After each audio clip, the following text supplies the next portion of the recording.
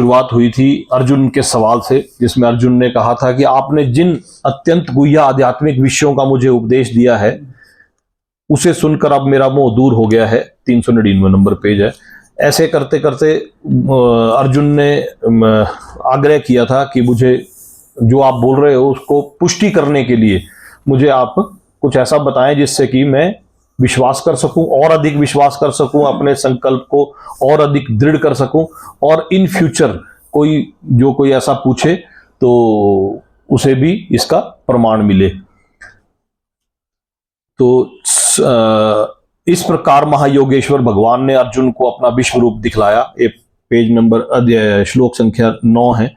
और अर्जुन ने उस विश्व रूप में असंख्य मुंह, असंख्य नेत्र, असंख्य आश्चर्य में दृश्य देखे। ये रूप अनेक दैवीय आभूषणों से अलंकृत था और अनेक दैवीय हथियार उठाए हुए था। ये दैवी मालाएं तथा वस्त्र धारण किए था और उस पर अनेक दिव्य सुगंधियां लगी थी। सब कुछ आश्चर्यमय, तेजमय, असीम तथा सर्वत्र व्यापक था। यदि आकाश में हजारों सूर्य एक साथ उदय हो तो उनका प्रकाश शायद परम पुरुष के इस विश्व रूप के तेज की समता कर सके। उस समय अर्जुन ने भगवान के विश्व रूप में एक ही स्थान पर स्थित हजारों भागों में विभक्त ब्रह्मांड के अनंत अंशों को देखा।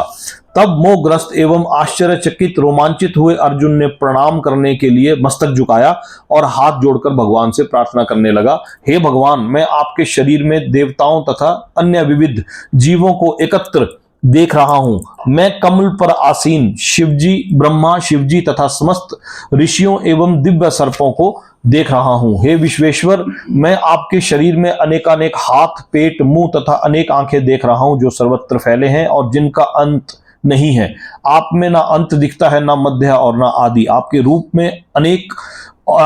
रूप को उसके चकाचौंध तेज के कारण देख पाना कठिन है, क्योंकि वह प्रज्वलित अग्नि की भांति अथवा सूर्य के अपार प्रकाश की भांति चारों ओर फैल रहा है। तो भी मैं इस तेजोमय रूप को सर्वत्र देख रहा हूं जो अनेक मुक्तों, गदाओं और चक्रों से विभूषित है। आप आदि मध्य अंत से रहित हैं। आपका यश अनंत है, आपकी असंख्य भुजाएं हैं। सूर्य तथा चंद्रमा आपकी आंखें हैं और मैं आपके मुख से प्रज्वलित अग्नि निकलते और आपके तेज से इस संपूर्ण ब्रह्मांड को जलते हुए देख रहा हूं। यद्यपि आप एक हैं, किंतु आप आकाश तथा सारे लोकों एवं उनके बीच समस्त अवकाश में व्याप्त हैं। हे महापुरुष, आपके इस अद्भुत तथा भयानक रूप को देखकर सारे लोग भयभीत हैं। देवों का सारा समूह आपकी शरण ले रहा है और आप में प्रवेश कर रहा है। उनमें से कुछ अत्यंत भयभीत होकर हाथ जोड़े आपकी प्रार्थना कर रहे हैं।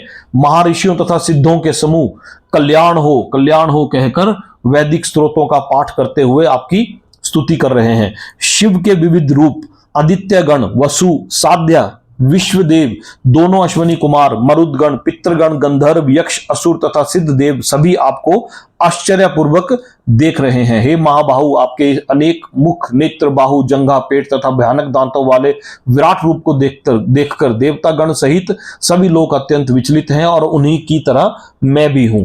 हे सर्वव्यापी विष्णु, नाना ज्योतिर्मय रंगों से युक्त आपको आकाश का स्पर्श करते, मुख फैलाए तथा बड़ी बड़ी चमकती आंखें निकाले देखकर भय से मेरा मन विचलित है। मैं ना तो धैर्य धारण कर पा रहा हूं, ना मानसिक संतुलन ही पा रहा हूं। हे देवेश, आप मुझ पर प्रसन्न हो। मैं इस प्रकार से आपके प्रलय अग्नि स्वरूप मुखों को, इस विकराल दांतों को देखकर अपना संतुलन नहीं रख पा रहा हूं।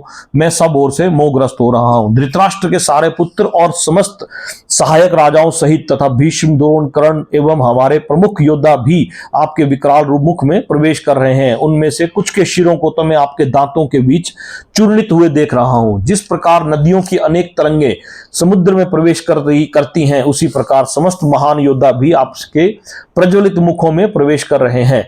मैं समस्त लोगों को पूर्ण वेग से आपके मुख में उसी प्रकार प्रविष्ट होते हुए देख रहा हूं जिस प्रकार पतंगे अपने विनाश के लिए प्रज्वलित अग्नि में कूद पड़ते हैं।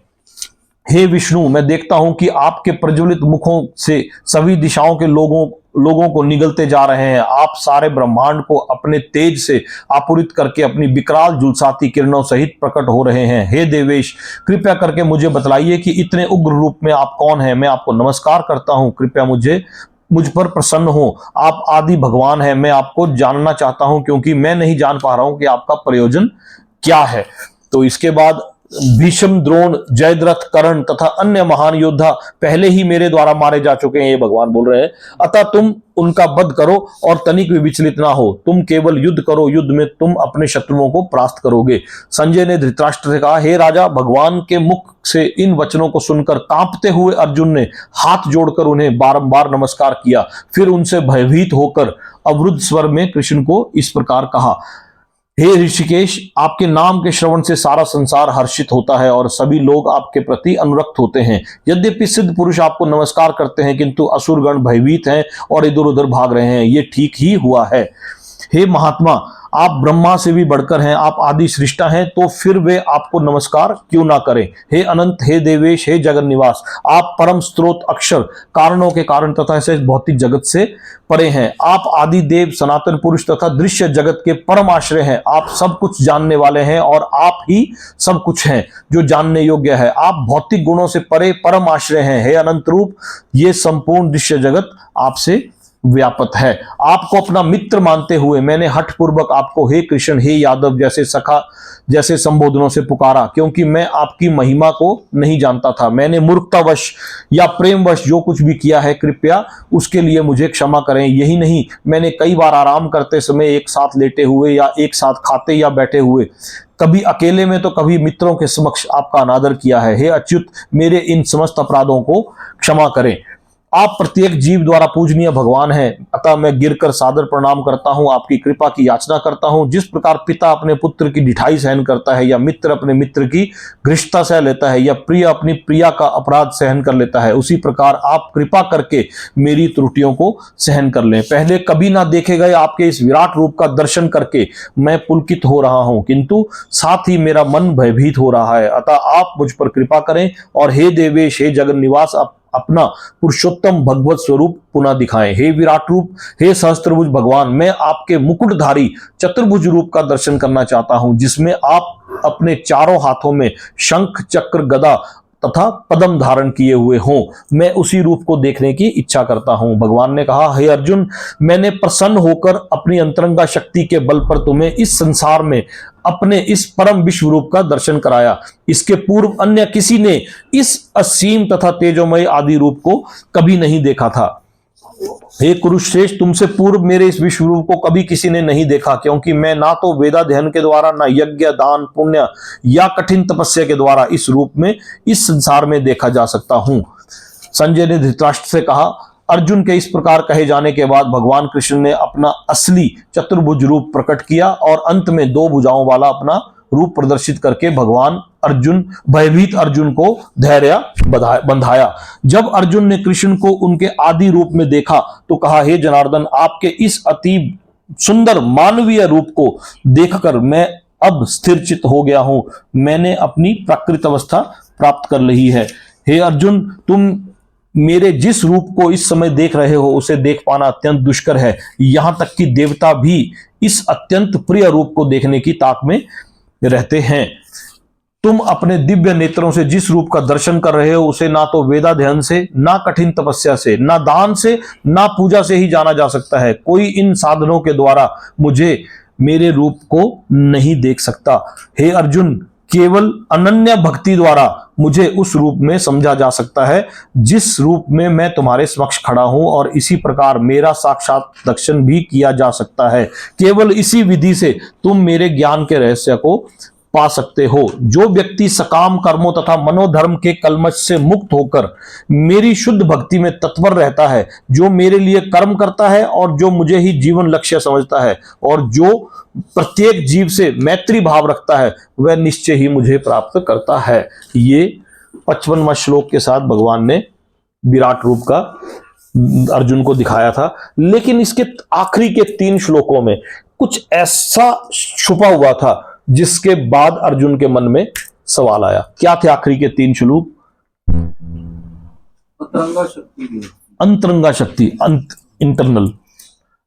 तुम अपने दिव्य नेत्रों से जिस रूप का दर्शन कर रहे हो, यह है 53 श्लोक, पेज नंबर 432 पे 53 श्लोक है। ये पिछले अध्याय का ही है ना, इसी अध्याय का विराट रूप का, जिसमें ये 3 श्लोक थे जिनको सुनने के बाद अर्जुन के मन में एक सवाल आया। तुम अपने दिव्य नेत्रों से जिस रूप का दर्शन कर रहे हो उसे ना तो वेदाध्ययन से, ना कठिन तपस्या से, ना दान से, ना पूजा से ही जाना जा सकता है। चार चीजें बोल दी ना, वेद अध्ययन से देख सकते हो मेरे आप इस रूप को, ना कठिन तपस्या से देख सकते, ना दान से देख सकते, ना पूजा से देख सकते। जबकि हम तो सोचते हैं कि हमें कठिन तपस्या करनी चाहिए, दान करना चाहिए, पूजा करना चाहिए और वेदों का अध्ययन करना चाहिए, यही चार चीजें मानते हैं। यहां तो भगवान ने बोल दिया कि इन चीजों से आप, इन साधनों के द्वारा मेरे रूप को नहीं देखा जा सकता। तो किन साधनों से देखा जा सकता है? फिर अगले श्लोक में बोला कि हे अर्जुन, केवल अनन्य भक्ति द्वारा मुझे उस रूप में समझा जा सकता है, भक्ति के द्वारा। अब भक्ति कैसी, उसका तो अगला अध्याय है, भक्ति योग। जिस रूप में मैं तुम्हारे समक्ष खड़ा हूं और इसी प्रकार मेरा साक्षात दर्शन भी किया जा सकता है, केवल इसी विधि से तुम मेरे ज्ञान के रहस्य को पा सकते हो। किस विधि से? भक्ति की विधि से, अनन्य भक्ति की विधि से।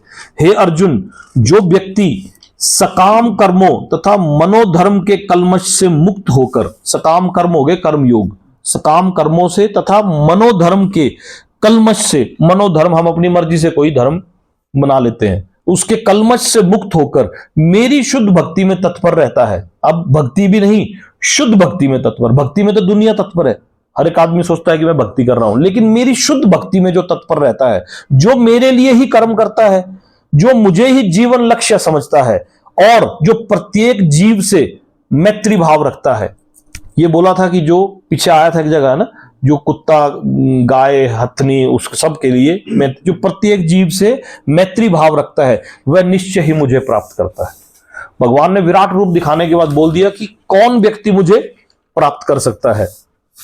अब 12वें अध्याय के पहले श्लोक में अर्जुन का सवाल, अर्जुन ने क्या सवाल पूछा? जो आपकी सेवा में सदैव तत्पर रहते हैं, ये पिछले श्लोक के साथ लिंक्ड है ना, है लिंक्ड। जो आपकी सेवा में सदैव तत्पर रहते हैं हमेशा, या जो अव्यक्त निर्विशेष ब्रह्म की पूजा करते हैं। ये किसके बारे में पूछा भगवान, अर्जुन ने भगवान से?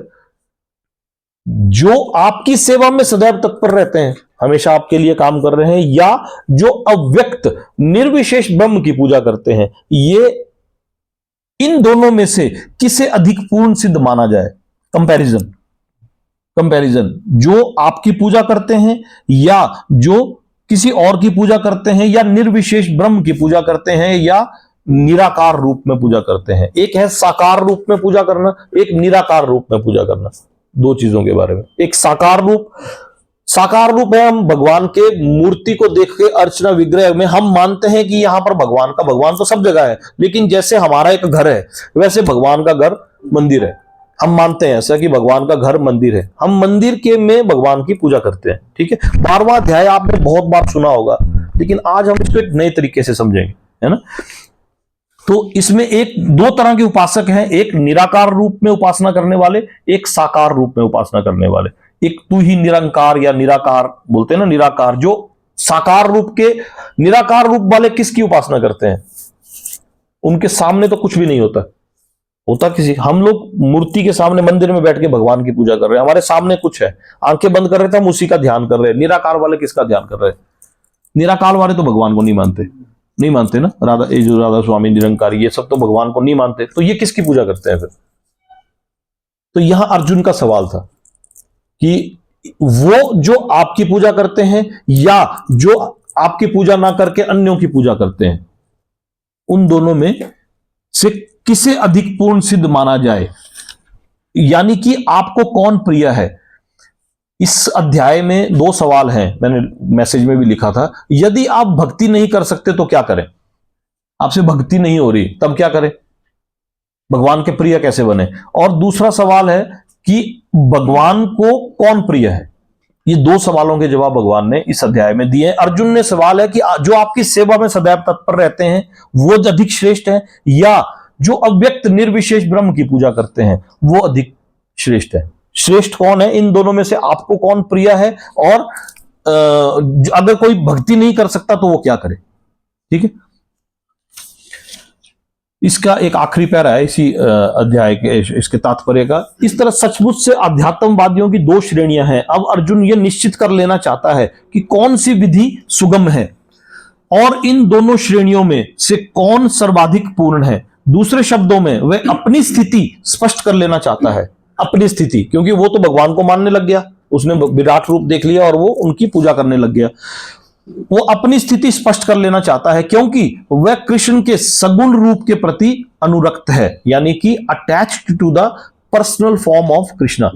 अब वो तो उसके प्रति अनुरक्त है, मतलब वो अटैच्ड है, उसके तो दोस्त था, उनके तो दोस्त है, रिलेटिव है, तो उन रूप के प्रति अटैच्ड है। वह निराकार ब्रह्म के प्रति आसक्त नहीं है। ठीक है, वह जान लेना चाहता है कि उसकी स्थिति सुरक्षित तो है, क्वेश्चन है ये, वो जान लेता चाहता है कि उसकी स्थिति सुरक्षित तो है। निराकार स्वरूप चाहे इस लोक में हो चाहे भगवान के परम लोक में हो, ध्यान के लिए समस्या ही बना रहता है। निराकार स्वरूप, जैसे कोई यहां पर किसी रूप की पूजा कर रहे हैं धरती लोक पर, या देवी देवताओं के लोक में किसी की पूजा कर रहे हैं, वो समस्या ही बना रहता है। वास्तव में कोई भी परम सत्य के निराकार रूप का ठीक से चिंतन नहीं कर सकता। अगर कोई रूप ही नहीं होगा सामने तो किस चीज का चिंतन करोगे आप? अतः अर्जुन कहना चाहता है कि इस तरह से समय गंवाने से क्या लाभ। अर्जुन को 11वें अध्याय में अनुभव हो चुका है कि कृष्ण के साकार रूप के प्रति आसक्त होना श्रेष्ठ है, क्योंकि इस तरह वह एक ही समय अन्य सारे रूपों को समझ सकता है और कृष्ण के प्रति उसके प्रेम में किसी प्रकार का व्यवधान नहीं पड़ता। अतः अर्जुन द्वारा कृष्ण के इस महत्वपूर्ण प्रश्न के पूछे जाने से परम सत्य के निराकार तथा साकार स्वरूपों का अंतर स्पष्ट हो जाएगा। क्या प्रश्न है? जो आपकी सेवा में सदैव तत्पर रहते हैं या जो अव्यक्त निर्विशेष ब्रह्म की पूजा करते हैं, इन दोनों में से किसे अधिक पूर्ण सिद्ध माना जाए? ठीक है, भगवान ने कहा जो लोग अपने मन को मेरे साकार रूप में एकाग्र करते हैं और अत्यंत श्रद्धा पूर्वक मेरी पूजा करने में सदैव लगे रहते हैं, वे मेरे द्वारा परम सिद्ध माने जाते हैं। जैसे साकार रूप सच्चिदानंद रूप, सच्चिदानंद रूप है, यह है साकार रूप सच्चिदानंद रूप। तो यहां बोला है भगवान ने कि जो लोग अपने मन को मेरे साकार रूप में एकाग्र करते हैं, प्रश्न था ना ये प्रश्न था कि आपकी सेवा में सदैव तत्पर रहते हैं या जो अव्यक्त निर्विशेष ब्रह्म की पूजा करते हैं। तो यहां भगवान ने क्लियर कर दिया, जो मेरे साकार रूप की पूजा करते हैं और अपने मन को एकाग्र करते हैं, वह अत्यंत श्रद्धा पूर्वक मेरी पूजा करने में सदैव लगे रहते हैं, वह मेरे द्वारा परम सिद्ध माने जाते हैं। Those who become devotees and becomes perfect in devotional service, जो भक्त बनते हैं और भक्ति के में परफेक्ट स्टेज पर जाते हैं। इसके तात्पर्य को पढ़ेंगे हम। अर्जुन के प्रश्न का उत्तर देते हुए कृष्ण स्पष्ट कहते हैं कि जो व्यक्ति उनके साकार रूप में अपने मन को एकाग्र करता है और जो अत्यंत श्रद्धा तथा निष्ठा पूर्वक उनको पूजता है, उसे योग में परम सिद्ध मानना चाहिए। जो इस प्रकार कृष्ण भावनाभावित होता है, उसके लिए कोई भी भौतिक कार्यकलाप नहीं रह जाते, क्योंकि हर कार्य कृष्ण के लिए किया जाता है। शुद्ध भक्त निरंतर कार्यरत रहता है, कभी कीर्तन करता है तो कभी श्रवण करता है या कृष्ण विषयक कोई पुस्तक पढ़ता है। ये बताया शुद्ध भक्त, पीछे ऊपर है ना कि मेरी पूजा करने में सदैव लगते हुए मेरे द्वारा परम सिद्ध माने जाते हैं, जो श्रद्धा पूर्वक मेरी पूजा करते हैं। तो यहाँ तात्पर्य में बताया कि शुद्ध भक्त निरंतर कार्यरत रहता है, कभी कीर्तन करता है, कभी श्रवण करता है या कृष्ण विषयक कोई पुस्तक पढ़ता है या कभी कभी प्रसाद तैयार करता है या बाजार से कृष्ण के लिए कुछ मोल लाता है या कभी मंदिर झाड़ता बुहारता है तो कभी बर्तन धोता है। वह जो कुछ भी करता है कृष्ण संबंधी कार्यों के अतिरिक्त अन्य किसी कार्य में एक क्षण भी नहीं गवाता। ऐसा कार्य पूर्ण समाधि कहलाता है। जैसे अभी स्वामी जी ने बोला, एक दिन बैठे थे ना हम लोग, जब आप फल खरीदते हो, अपने लिए फल खरीदते हो, सब्जी खरीदते हो, तो भगवान के लिए भी फल खरीदो। जब आप अपने लिए कुछ खरीदने जाते हो ना, मार्केट से रोज जाते हैं कुछ ना कुछ तो हम खरीदते हैं, तो भगवान के लिए क्यों नहीं खरीदते? फूल अगर आपको फूल जब आप नहीं मिलते, फूल बोलते, हम लोग बोलते फूल ही नहीं मिलते भगवान पर चढ़ाने, फूल ही नहीं मिलते। जब आप बाजार में अपनी शॉपिंग करने के लिए जाते हो, उस वक्त भगवान के लिए फूल क्यों नहीं लाते खरीद के? खरीदे कभी भगवान के लिए फूल? अपने लिए तो हम कर रहे हैं। स्वामी जी ने बोला भी, देखो उस दिन बैठे थे, जब आप फूल, भाई फूल कहां से मिलेंगे ताजे? भाई फूल खरीदो ना, पैसे खर्चो ना। आप अपने लिए पैसे खर्चने 10 रुपए के फूल नहीं खरीद सकते? जा रहे हो आप घर की तरफ, रास्ते में कोई फूल की दुकान आ रही है, रोको, गाड़ी रोको, 2 मिनट के लिए फूल खरीदो और उन फूलों की पत्तियां बनाओ। बताया ना स्वामी जी ने, पत्तियां बना के डब्बे में रखो, फ्रिज में डाल दो, फ्रेश रहेंगी। थोड़े से फूल उठाओ, भगवान को अर्पित करो। फिर बोलते हैं हम कि फूल ही नहीं मिलते जी, आजकल तो फूल ही नहीं होते, कहां से चढ़ाएंगे, ऐसे बोलते हैं ना। तो लेकिन जो लोग, अगले श्लोक, जो लोग अपनी इंद्रियों को वश में करके तथा सबों के प्रति समभाव रखकर परम सत्य की निराकार कल्पना के अंतर्गत उस अव्यक्त की पूरी तरह से पूजा करते हैं जो इंद्रियों की अनुभूति से परे है, सर्वव्यापी है, अकल्पनीय है, अपरिवर्तनीय है, अचल तथा ध्रुव है, वे समस्त लोगों के कल्याण में संलग्न रहकर अंततः मुझे प्राप्त करते हैं। अब ये बड़ा गहरा श्लोक है, देखना। ये कई बार कई संस्थाएं इस श्लोक को अपने बेनिफिट के लिए यूज करती हैं। जैसे, लेकिन जो लोग अपनी इंद्रियों को वश में करके, ऊपर तो भगवान ने बोल दिया कि जो लोग अपने मन को मेरे साकार रूप में एकाग्र करके अत्यंत श्रद्धापूर्वक मेरी पूजा करते हैं, वे करने में सदैव लगे रहते हैं, मेरे द्वारा परम सिद्ध माने जाते हैं। भगवान ने बोल दिया कि वही है मेरे द्वारा परम सिद्ध। लेकिन यहां क्या बोल रहे हैं, अगले श्लोक की आखिरी लाइन, कि अंततः मुझे प्राप्त करते हैं। ये तो कॉन्ट्राडिक्ट होगी दोनों बातें, इसके तात्पर्य को सुनो जरा।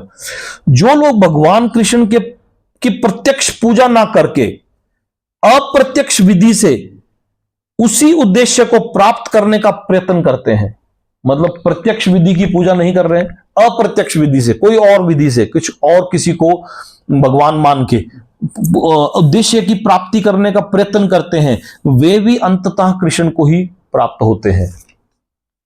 अनेक जन्मों के बाद कैसे प्राप्त होते हैं, कैसे प्राप्त होते हैं? अनेक जन्मों के बाद बुद्धिमान व्यक्ति वासुदेव को ही सब कुछ जानते हुए मेरी शरण में आता है। जब मनुष्य को अनेक जन्मों के बाद पूर्ण ज्ञान होता है तो वह कृष्ण की शरण ग्रहण करता है। पीछे के अध्यायों में हमने जाना है कि यह जन्म जन्मांतों का प्रोसेस है। यदि कोई इस श्लोक में बताई गई विधि से भगवान के पास पहुंचता है तो उसे इंद्रिय निग्रह करना होता है, प्रत्येक प्राणी की सेवा करनी होती है और समस्त जीवों के कल्याण कार्य में रत होना होता है। इसका अर्थ यह हुआ कि मनुष्य को भगवान कृष्ण के पास पहुंचना ही होता है, अन्यथा पूर्ण साक्षात्कार नहीं हो पाता। प्रायः भगवान की शरण में जाने से पूर्व पर्याप्त तपस्या करनी होती है। आत्मा के भीतर परमात्मा का दर्शन करने के लिए मनुष्य को देखना, सुनना, स्वाद लेना, कार्य करना आदि इंद्रिय क्रियाओं को बंद करना होता है, तभी वह ये जान पाता है कि परमात्मा सर्वत्र विद्यमान है। ऐसी अनुभूति होने पर वह किसी जीव से ईर्ष्या नहीं करता, उसे मनुष्य या पशु में कोई अंतर नहीं दिखता, क्योंकि वह केवल आत्मा का दर्शन करता है, बाह्य आवरण का नहीं। लेकिन सामान्य व्यक्ति के लिए निराकार अनुभूति की वह विधि अत्यंत कठिन सिद्ध होती है। नहीं समझ आया? अब सुनो कैसे समझाएगा ये, श्लोक को पढ़ो दोबारा। जो लोग अपनी इंद्रियों को वश में करके, ऊपर के श्लोक और इस श्लोक में कॉन्ट्राडिक्शन देखना कैसी है।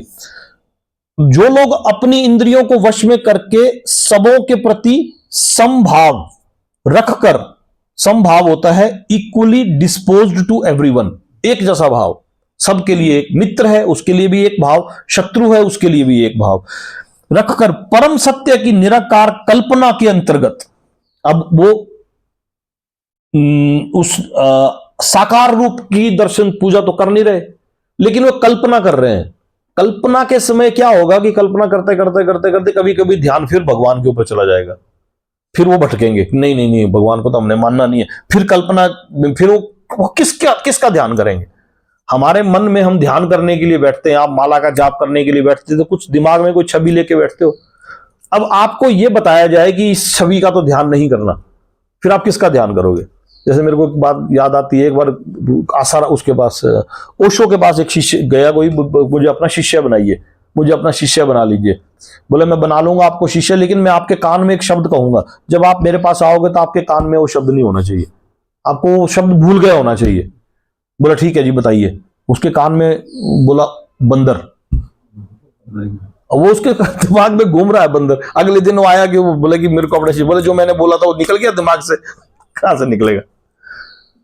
तो अब यहां है कि निराकारवादी सेवा करते हैं, वो अब सेवा करने के बाद उनको रस मिलता नहीं है, निराकारवादी। यहां सकारवादी और निराकारवादी का कंपैरिजन है ना।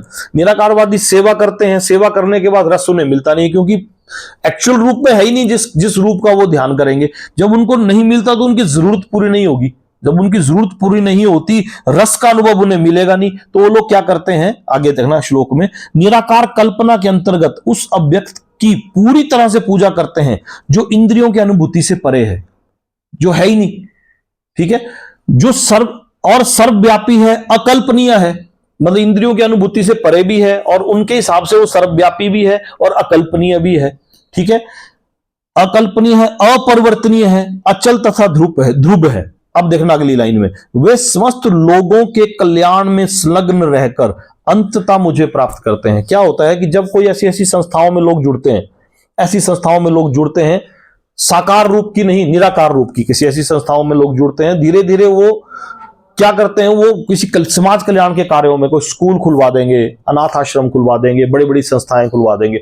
जब वो ऐसी संस्थाओं में अटैच होते हैं, अब वो साकार रूप का ध्यान नहीं कर रहे हैं, वो निराकार रूप का ध्यान कर रहे हैं, और वो ऐसी संस्थाओं में जब वो ऐसी एक्टिविटीज में इन्वॉल्व होंगे तो समस्त लोगों के कल्याण में संलग्न रहकर अंततः मुझे प्राप्त करते हैं। तो उस समय उन्हें कोई ऐसा शुद्ध भक्त मिलता है।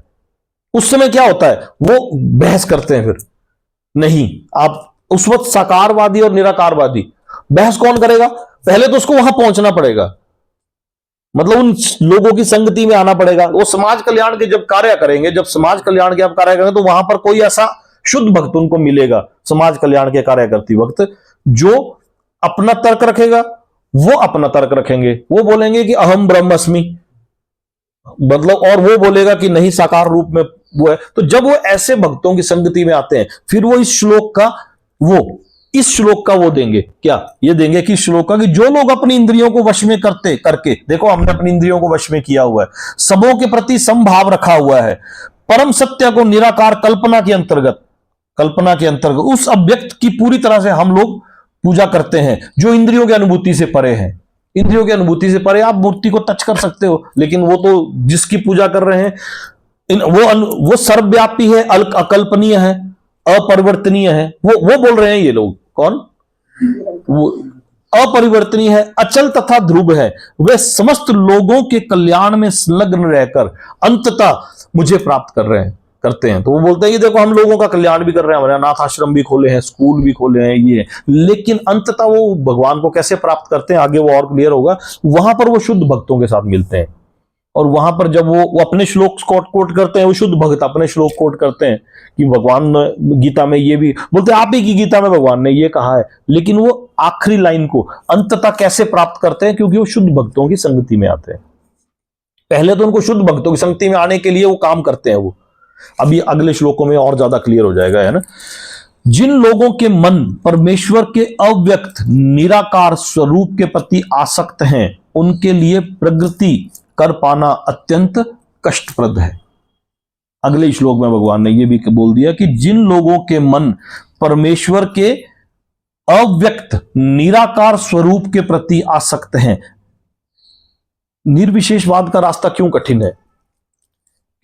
क्योंकि वो जिसको वो मान रहे हैं वो है ही नहीं। वो जिस रूप की वो कर रहे हैं वो कल्पना से परे है, अपरिवर्तनीय है, वो है ही नहीं। क्योंकि वहां उनको चाहिए हायर टेस्ट कहां से मिलेगा? वो मिलेगा भक्ति से। वहां पर वो चीज है नहीं। तो जिन लोगों के मन परमेश्वर के अव्यक्त निराकार स्वरूप के प्रति आसक्त हैं, उनके लिए प्रगति कर पाना अत्यंत कष्टप्रद है। देहधारियों के लिए उस क्षेत्र में प्रगति कर पाना सदैव दुष्कर रहता है। ठीक है, इसके अगले पेज में आओ आप। इससे सामने वाला जो पेज है, इसके 2-3 तात्पर्य मैं पढ़ूंगा। यहां पर एक मोटा उदाहरण दिया जा सकता है कि सड़कों के किनारे पत्र पेटिकाएं रखी होती हैं, जिनमें यदि हम अपना पत्र डाल दें तो वह बिना किसी कठिनाई से अपने गंतव्य स्थान पर पहुंच जाते हैं। लेकिन यदि कोई ऐसी पुरानी पेटिका या उसकी अनुकृति कहीं दिखे जो डाकघर द्वारा स्वीकृत ना हो, एक पोस्टमैन है उसमें से निकालते हैं, लेकिन कोई ऐसी है जो सेम कलर का डब्बा है लेकिन वो पोस्टमैन उसमें से डाक नहीं निकालता, तो उससे वही कार्य नहीं हो सकेगा। इसी प्रकार ईश्वर का विग्रह रूप में, जिसे अर्चा विग्रह कहते हैं, अपना प्रमाणिक वैद्य स्वरूप बना रखा है, authorised representation in the deity form. भगवान बोलते हैं ये मेरी ऑथोराइज्ड रिप्रेजेंटेशन है, मूर्ति रूप मेरा ऑथोराइज्ड रिप्रेजेंटेशन है। ईश्वर इसी स्वरूप के माध्यम से सेवा स्वीकार करते हैं। आपने सेवा करनी है किसी रूप की, दिखते तो है नहीं, तो कहां करोगे सेवा? तो हम अपने भाव वहां अर्पित करेंगे, हम फूल उनके चरणों में अर्पित करेंगे, उनके सामने माथा टेकेंगे, दंडवत होंगे, प्रणाम करेंगे, है ना। तो ये वो बोला कि सेवा, भगवान सर्वशक्तिमान है, अतएव वे अर्चा विग्रह रूपी अपने अवतार से भक्त की सेवाएं स्वीकार कर सकते हैं, जिससे बद्ध जीवन वाले मनुष्य को सुविधा हो, एक कंडीशनड लाइफ वाले इंसान को सुविधा हो, है ना। ऐसा भगवान ने अपना स्वरूप के रूप में जगह जगह मंदिरों में भगवान विराजमान है, हर जगह है, लेकिन एक पर्टिकुलर स्थान पे तो है ही है।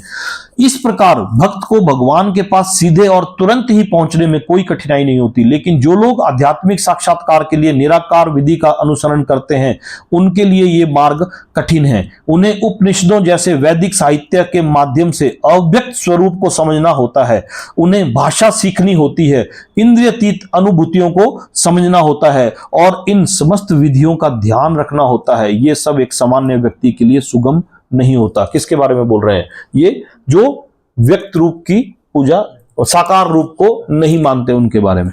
कृष्ण भावना भावित में भक्तिरत मनुष्य मात्र गुरु के पथ प्रदर्शन द्वारा, मात्र अर्चा विग्रह के नियमित नमस्कार द्वारा, मात्र भगवान की महिमा के श्रवण द्वारा तथा मात्र भगवान पर चढ़ाए गए उच्चिष्ट भोजन को खाने से भगवान को सरलता से समझ लेता है। 4-5 विधियां क्या? गुरु के पथ प्रदर्शन द्वारा, नंबर 1, मात्र अर्चना विग्रह पर नियमित नमस्कार द्वारा, जा रहे हैं मंदिर में, सड़क के किनारे मंदिर दिख रहा है, नमस्कार कर रहे हैं। महिमा के श्रवण द्वारा, कहीं भगवान की महिमा का वर्णन हो रहा है, उसके श्रवण द्वारा, मात्र भगवान पर चढ़ाए गए उच्चिष्ट भोजन को खाने से, यानी कि जो पहले भगवान को अर्पित किया और प्रसाद को खाने से सरलता से समझ लेता है। इसमें तनिक भी संदेह नहीं कि निर्विशेषवादी व्यर्थ ही कष्टकारक पथ को ग्रहण करते हैं, जिसमें अंततः परम सत्य का साक्षात्कार संदिग्ध बना रहता है, किंतु सगुणवादी बिना किसी संकट, कष्ट या कठिनाई के भगवान के पास सीधे पहुंच जाते हैं। श्लोक क्या था? जिन लोगों के मन परमेश्वर के अव्यक्त निराकार स्वरूप के प्रति आसक्त हैं, उनके लिए प्रगति कर पाना कठिन है।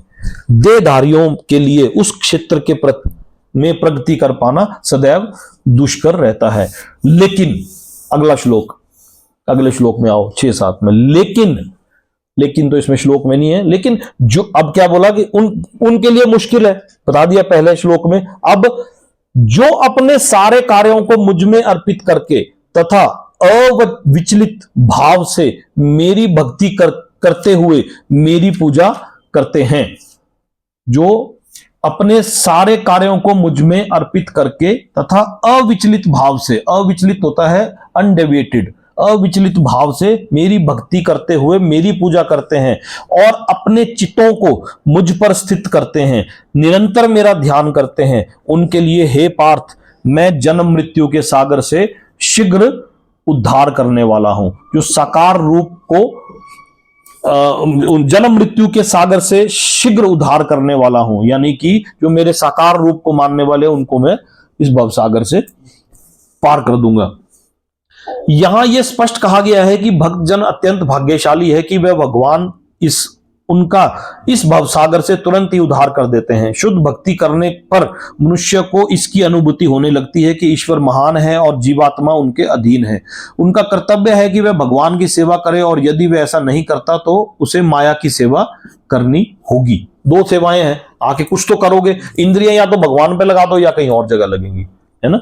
इंद्रियां, मन और बुद्धि बताया था। सबसे पहले इंद्रियों को कंट्रोल करो। इंद्रियां अगर आपने वहां लगा दी तो आपका मन भी लगेगा, तो बुद्धि को डायरेक्शन आएगी, है ना। सब पावर ऑफ सबकॉन्शियस माइंड।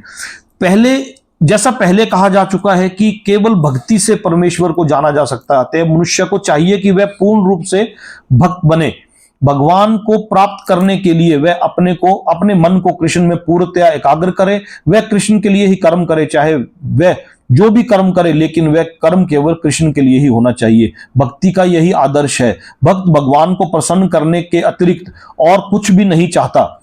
उसके जीवन का उद्देश्य कृष्ण को प्रसन्न करना होता है और कृष्ण की तुष्टि के लिए वह सब कुछ उत्सर्ग कर सकता है। जिस प्रकार अर्जुन ने कुरुक्षेत्र युद्ध में किया था, यह विधि अत्यंत सरल है। मनुष्य अपने कार्य में लगा रहकर हरे कृष्ण महामंत्र का कीर्तन कर सकता है। ऐसे दिव्य कीर्तन से भक्त भगवान के प्रति आकृष्ट हो जाता है। यहां पर भगवान वचन देते हैं कि वे ऐसे शुद्ध भक्तों का तुरंत ही भवसागर से उद्धार कर देंगे जो योगाभ्यास में बढ़े चढ़े हैं।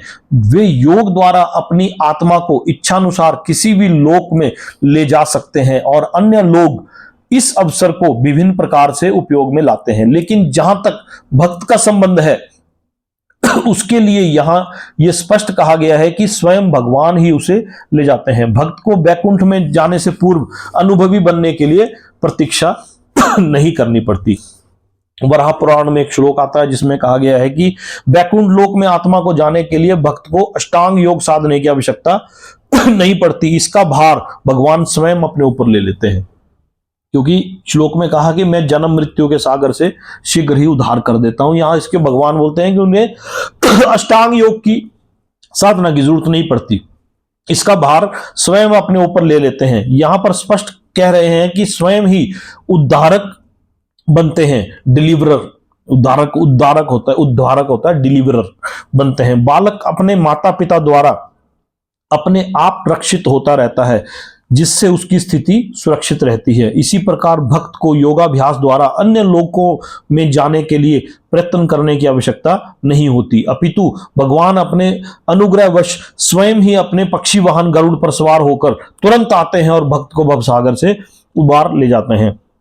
कोई कितना ही कुशल तैराक क्यों ना हो, कितना ही प्रयत्न क्यों ना करे, किंतु समुद्र में गिर जाने पर वह अपने को नहीं बचा सकता। बोले कि मैं बहुत बड़ा स्विमर हूं, समुद्र के बीचों बीच लाके छोड़ दो, जितना मर्जी स्विमर हो, नहीं बचा सकता। किंतु यदि कोई आकर उसे जल से बाहर निकाल ले तो वह आसानी से बच जाता है। इसी प्रकार भगवान भक्त को इस भवसागर से निकाल लेते हैं। मनुष्य को केवल कृष्ण भावनामृत की सुगम विधि का अभ्यास करना होता है और अपने आप को अनन्य भक्ति में प्रवृत्त करना होता है। इस श्लोक का भावार्थ यह है कि मनुष्य को चाहिए कि वह ना तो सकाम कर्म की विभिन्न विधियों में उलझे, ना ही कोरे चिंतन से ज्ञान का अनुशीलन करे। जो भगवान की भक्ति में लीन है वह उन समस्त लक्ष्यों को प्राप्त करता है जो अन्य योग विधियों, चिंतन, अनुष्ठानों, यज्ञों, दान पुण्यों आदि से प्राप्त होने वाले हैं। भक्ति का यही वरदान है। पिछले श्लोक में भगवान ने क्या कहा था कि मैं ना तो बोला था एक श्लोक में कि मैं इन चीजों से नहीं मिलता। यहां क्या जो अन्य योग विधियों, चिंतन, अनुष्ठानों, यज्ञों, दान पुण्यों आदि से प्राप्त होने वाले हैं। भगवान की भक्ति में लीन है वह समस्त लक्ष्यों को प्राप्त करता है। वह उन सारे चीजों के फल को प्राप्त करता है जो कि अन्य योग विधियों से मिलेंगे, चिंतन से मिलेंगे, अनुष्ठानों से मिलेंगे, यज्ञों से मिलेंगे, दान पुण्यों से मिलेंगे। भक्ति के यही विशेष वरदान है। श्लोक क्या था, तात्पर्य तो समझ लिया। श्लोक क्या था, जो अपने सारे कार्यों को मुझ में अर्पित करके तथा अविचलित भाव से मेरी भक्ति करते हुए, मेरी पूजा करते हुए और अपने चित्तों को मुझ पर स्थिर करके निरंतर मेरा ध्यान करते हैं, अब उनके लिए हे पार्थ मैं जन्म मृत्यु के सागर से शीघ्र उद्धार करने वाला हूं। अगला श्लोक है, मुझ भगवान में अपने चित्त को स्थिर करो और अपनी सारी बुद्धि मुझ में लगाओ। इस प्रकार तुम निसंदेह सदैव मुझ में वास करोगे। इंद्रियां, मन और बुद्धि, ऐसा है ना, इंद्रियां, मन और बुद्धि। इंद्रियां, फिर मन है, फिर बुद्धि है ना। बुद्धि सबसे टॉप पर है, लेकिन होता क्या है कि मन जो है बुद्धि पर हावी पड़ जाता है। वैसे तो बुद्धि को सबसे ऊपर होना चाहिए, इंद्रियां, मन और बुद्धि को सबसे ऊपर होना चाहिए, लेकिन इंद्रियां इतनी प्रबल तथा वेगवान है कि वो बड़े से बड़े पुरुष की मन को भी विचलित कर देती है। मन विचलित हो गया तो बुद्धि भी भ्रष्ट हो गई। तो यहां पर मतलब यदि बुद्धि यदि मन को वो मन अगर किसी का कंट्रोल में हो तो बुद्धि जो जो भौतिक बुद्धि होती है, भौतिक बुद्धि को जब डोज मिलती है हरि कथा की, मान लो भौतिक बुद्धि है, उसको जब हरि कथा की डोज मिल गई तो भौतिक बुद्धि जो है वो आध्यात्मिक बुद्धि हो जाती है। अभी तक जो बुद्धि मन के अधीन थी, फिर वो बुद्धि के अधीन मन हो जाता है ना। ये इसका ये है थोड़ा सा तात्पर्य। अगला श्लोक है, हे अर्जुन, हे धनंजय, यदि तुम अपने चित्त को अविचलित भाव से, अब यह है जैसे इसमें कि यदि आप भक्ति नहीं कर सकते, अभी तक तो बोला भगवान ने कि भक्ति करो भक्ति करो भक्ति करो। अब इतना कुछ सुनने के बाद अर्जुन के मन में शायद कोई व्यथा हुई होगी, जो जिस व्यथा को भगवान ने समझा कि अगर इतनी भक्ति ऐसा नहीं कर सके या यही न कर तो क्या होगा। विराट रूप भी देख लिया उसने, अब मेरे से अगर मान लो नहीं हुई ऐसी भक्ति तो क्या होगा। तो शायद भगवान उसकी व्यथा को समझ गए, तो भगवान ने एकदम पैराडाइम ही चेंज कर दिया। कैसे किया चेंज करें, तो अब क्या करें, तो क्या करें, अब तो क्या करें का है कि यही 8वां श्लोक है कि मुझ भगवान में अपने चित्त को स्थिर करो, अपनी सारी बुद्धि मुझ में लगाओ, इस प्रकार तुम निसंदेह मुझे सदैव सदैव मुझ में वास करोगे। अगर नहीं कर पाए, हे अर्जुन, हे धनंजय, यदि तुम अपने चित्त को अविचल भाव से मुझ पर स्थिर नहीं कर सकते तो क्या करें, नहीं कर सकते तो तुम भक्ति योग के विधि विधानों का पालन करो। अब वो विधि विधान क्या है, पिछले अध्याय में था कि वो भक्ति योग के विधि विधानों का पालन करो, इसमें बताएंगे अभी, है ना। इस प्रकार तुम मुझे प्राप्त करने की चाह उत्पन्न करोगे, मतलब तुमसे भक्ति नहीं हो रही, डायरेक्ट भक्ति नहीं हो रही, छोड़ दो, भक्ति के बारे में मत पढ़ो, लेकिन एटलीस्ट उसके विधि विधानों का जब तुम पालन करोगे तो तुम में चाह उत्पन्न होगी। कैसी चाह उत्पन्न होगी, विधि विधानों का जब पालन करोगे तभी तुम में चाह उत्पन्न होगी। तो इसमें एक होती है रागानुगा भक्ति और एक होती है वैधि साधना भक्ति। दो प्रकार की भक्ति है। एक रागा लिखना चाहो तो लिख लो इसको, क्योंकि ये रागानुगा भक्ति, रागानुगा भक्ति, ये शास्त्रों में मिलेंगे आपको ये शब्द ना, रागानुगा भक्ति। और दूसरी इससे नीचे लिखो वैधि साधना भक्ति। रागानुगा भक्ति के आगे लिखना ब्रैकेट में मन, रागानुगा भक्ति के आगे लिखना ब्रैकेट में मन, और वैधि साधना भक्ति के आगे लिखना इंद्रियां।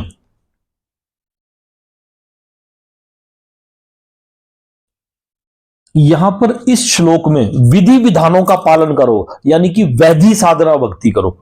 इस श्लोक में विधि विधानों का पालन करो। तात्पर्य पढ़ो एक बार इसका। इस श्लोक में भक्ति योग की दो पृथक पृथक विधियां बताई गई है।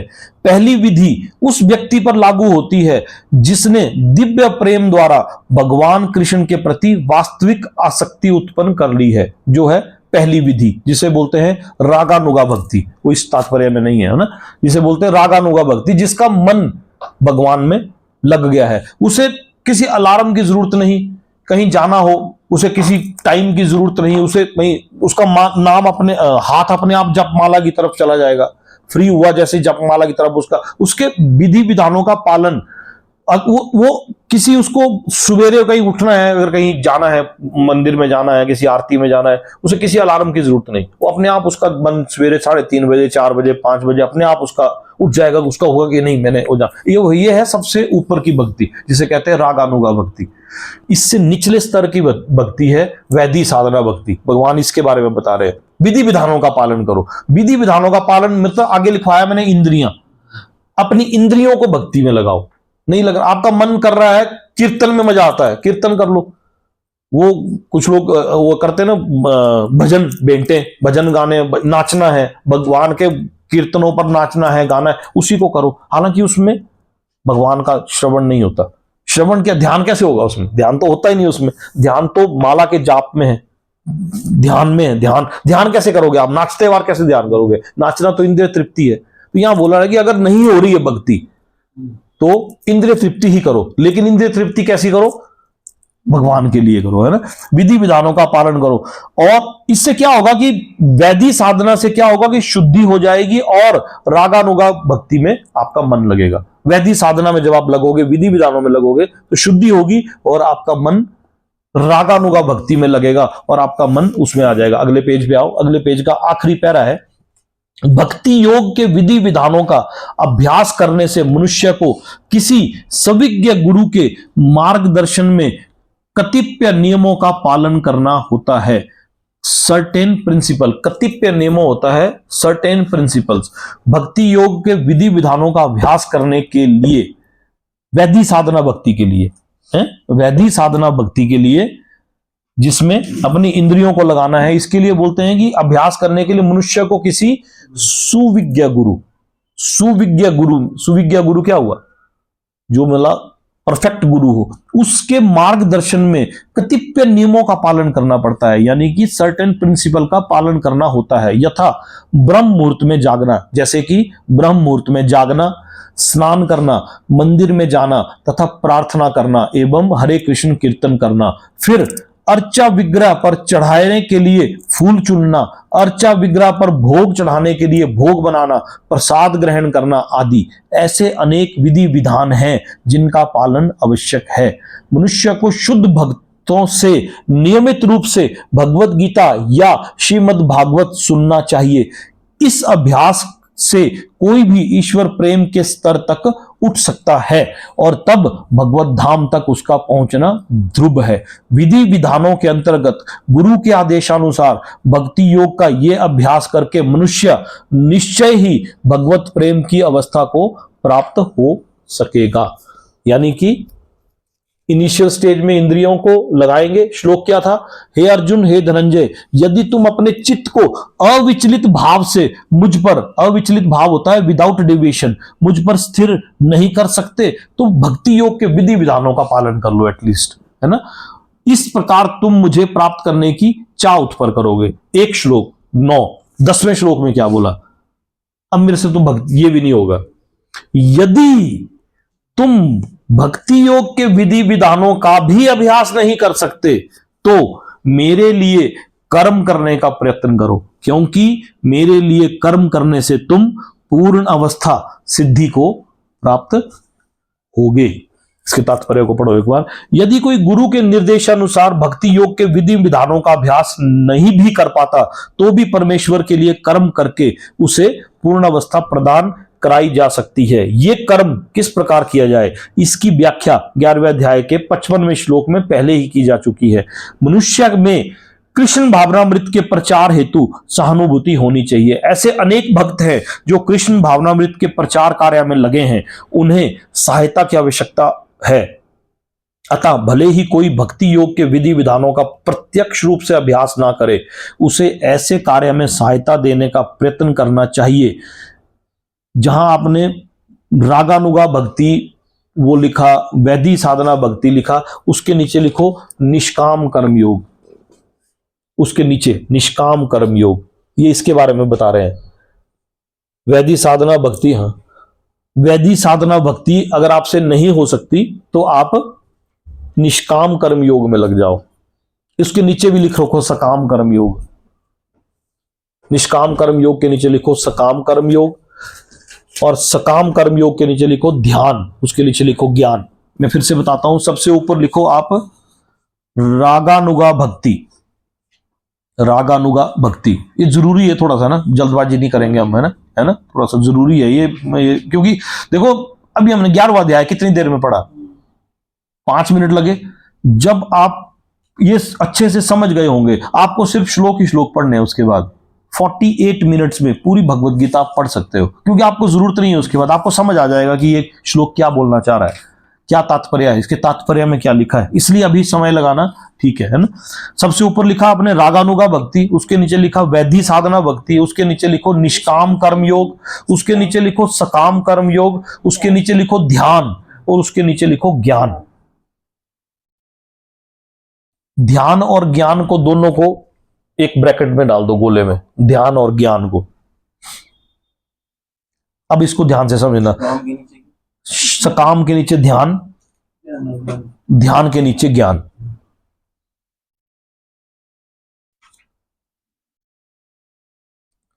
ये जो 9, 10, 11, 12 ये 4 श्लोक हैं, 9, 10, 11, 12, इन चारों श्लोकों का सार है, ये क्रक्स है, ये है ना। ऐसे अनेक भक्त हैं जो कृष्ण भावनामृत के प्रचार कार्य में लगे हैं, उन्हें सहायता की आवश्यकता है। अतः भले ही कोई भक्ति योग के विधि विधानों का प्रत्यक्ष रूप से अभ्यास ना कर सके, उसे ऐसे कार्य में सहायता देने का प्रयत्न करना चाहिए। प्रत्येक प्रकार के प्रयास में भूमि, पूंजी, संगठन तथा श्रम की आवश्यकता होती है।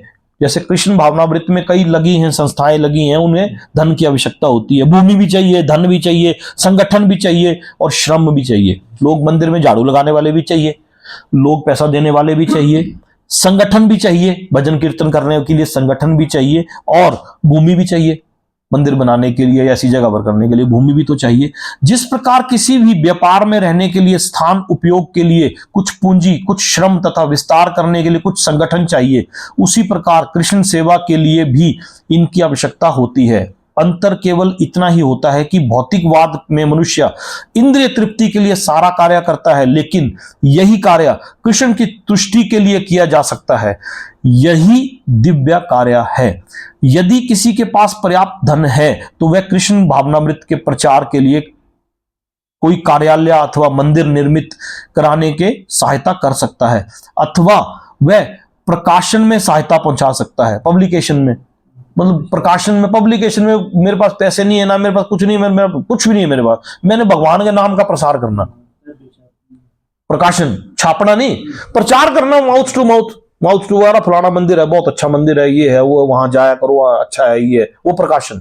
छापना थोड़ी ना है, पैसे तो मेरे पास है ही नहीं, छापने के लिए भी पैसे ले, मैंने प्रकाशन नहीं करना, मैंने पब्लिसिटी करनी। तो वहां जाओ, अच्छा बताते हैं, अच्छा सिखाते हैं, अच्छा योग की क्लास है, ये वही करो, है ना। प्रकाशन, पब्लिकेशन में सहायता पहुंचा सकता है। कर्म के विविध क्षेत्र हैं और मनुष्य को ऐसे कर्मों में रुचि लेना चाहिए। यदि कोई अपने कर्मों के फल को नहीं त्याग सकता तो कम से कम उसका कुछ प्रतिशत कृष्ण भावनामृत के प्रचार में तो लगा ही सकता है। इस प्रकार कृष्ण भावनामृत की दिशा में स्वेच्छा से सेवा करने से व्यक्ति भगवत प्रेम की उच्चतर अवस्था को प्राप्त हो सकेगा, जहां उसे पूर्णता प्राप्त हो सकेगी। अब आ जाओ जो मैंने लिखवाया था, रागानुगा भक्ति और वैधि साधना भक्ति। अब यहां बोल रहे हैं कि यदि आप ये नहीं कर सकते, अब श्लोक में क्या है, का अभ्यास नहीं कर, मेरे लिए कर्म करने का प्रयत्न करो। कर्म करने की कितनी कैटेगरी बता दी, ये कुछ नहीं, तुम जो काम कर रहे हो उसमें लगे रहो, लेकिन थोड़ा सा टाइम मेरे लिए कर्म करने में लगा लो। ठीक हो गया, ये हो गया निष्काम कर्म योग। भाई आप मानना नहीं, आपने ना, आपने भगवान को मानना है ना उसका ध्यान करना है, लेकिन कुछ देर पूरी दिनचर्या में, पूरे महीने में, पूरे साल में एक दिन ऐसा रखना है कि जिस दिन मैंने सेवा करनी है। एक महीने में एक दिन, हफ्ते में एक दिन, या हर दिन में 5 मिनट, ऐसा बोल रहे हैं इसमें। तो श्लोक में भी यही बोल रहे हैं भगवान और तात्पर्य में भी यही लिखा है भाष्यकार में, मेरे लिए कर्म करने से तुम पूर्ण अवस्था सिद्धि को प्राप्त होगे। कुछ नहीं, मेरे लिए सिर्फ इतना ही कर्म कर दो, मंदिर में झाड़ू बुहारे लगा दो, क्योंकि संगठन की भी जरूरत है, धन की भी जरूरत है, हर चीज की जरूरत है। जो आपसे हो सकता है भगवान बोल रहे हैं वही करो। भक्ति के विधि विधानों का पालन नहीं हो रहा है, एटलीस्ट वही करो। कई लोग देखे होंगे मंदिरों में जाके बड़ी सेवा करेंगे, बहुत सेवा करते हैं, बहुत सेवा करते हैं। तो यहां इस श्लोक में यही है। अगले श्लोक में आओ, किंतु यदि तुम मेरे इस भावनामृत में कर्म करने में भी असमर्थ हो, आपका शरीर साथ नहीं देता, कुछ नहीं कर सकते, आपसे ये नहीं होता, ठीक है, असमर्थ हो, असमर्थ हो, नालायक आदमी तुम्हारे से ये भी नहीं होता। एक तो है कि तुम असमर्थ हो और एक एकदम नालायक हो, मैंने ये भी नहीं करना, ठीक है। तो तुम अपने कर्म के समस्त फलों को त्याग कर कर्म करने का तथा आत्मस्थित होने का प्रयत्न करो यानी कि सकाम कर्म। ये और नीचे नीचे की स्टेजें बता रहे हैं, ऊपर की स्टेजें थोड़ी बता रहे हैं अभी। ये भाई तुमसे ये नहीं हो रहा तो एटलीस्ट ये तो करो, सकाम कर्म करो। सकाम कर्म क्या है, तात्पर्य में आओ। हो सकता है कि कोई व्यक्ति सामाजिक, पारिवारिक या धार्मिक कारणों से या किसी अन्य अवरोधों के कारण कृष्ण भावनामृत के कार्यकलापों के प्रति सहानुभूति सिंपैथेसाइज तक दिखा पाने में अक्षम रहे। अक्षम होता है अनेबल रहे, है ना। सकाम कर्म जो करना है वो करो और थोड़ा सा कुछ कर लो, इसको बोलते हैं सकाम कर्म। जो भी करना है आपने वो करो, लेकिन थोड़ा सा कुछ करो, ये हुआ सकाम कर्म। ऐसे अवरोध है, कोई ऐसे फ्रेंड सर्कल में ऐसा नहीं है, आपके सर्कल में ऐसा कोई नहीं है जो आपको उस तरफ अगर अवरोध है, पारिवारिक अवरोध है कि कहाँ तू लग गया इस काम में, तेरा काम थोड़ी भी है, तो ये है, तू वो है, तुम्हारे लिए शोभा नहीं देता, ये नहीं होता, वो नहीं होता। हो सकता है कि कोई व्यक्ति सामाजिक, पारिवारिक या धार्मिक कारणों से, तीनों कारण है ना, या किसी अन्य अवरोधों से, और भी अवरोध हो सकते हैं, कोई दोस्ती बोले कोई, यार तेरा दिमाग तो नहीं खराब हो गया, क्या तेरी उम्र अभी है माला जाप करने की, है ना। अन्य अवरोधों के कारण कृष्ण भावनामृत के कार्यकलापों के प्रति सहानुभूति तक दिखा पाने में अक्षम रहे, नहीं दिखा सकता, कई तरह के अवरोध है ना। यदि वह अपने को प्रत्यक्ष रूप से इन कार्यकलापों के प्रति जोड़ ले तो हो सकता है कि पारिवारिक सदस्य विरोध करे। डायरेक्टली बंदा जुड़ गया किसी जगह पर, उसका परिवार वाले विरोध करेंगे, वहां तो वहां जुड़ गया, वहां तो ऐसा है, उसके बारे में तो ऐसा सुना है, वो बाबा तो चोर है, तू उसके साथ उसका तू पूजा कर रहा है, वो फलाना बाबा तो ऐसा है, ये है, वो ऐसा बोलते हैं ना लोग, है ना। पारिवारिक सदस्य विरोध करें या अन्य कठिनाइयां उठ खड़े हो। जिस व्यक्ति के साथ ऐसी समस्याएं लगी हों उसे यह सलाह दी जाती है क्या कि वह अपने कार्यकलापों के संचित फल को किसी शुभ कार्य में लगा दे।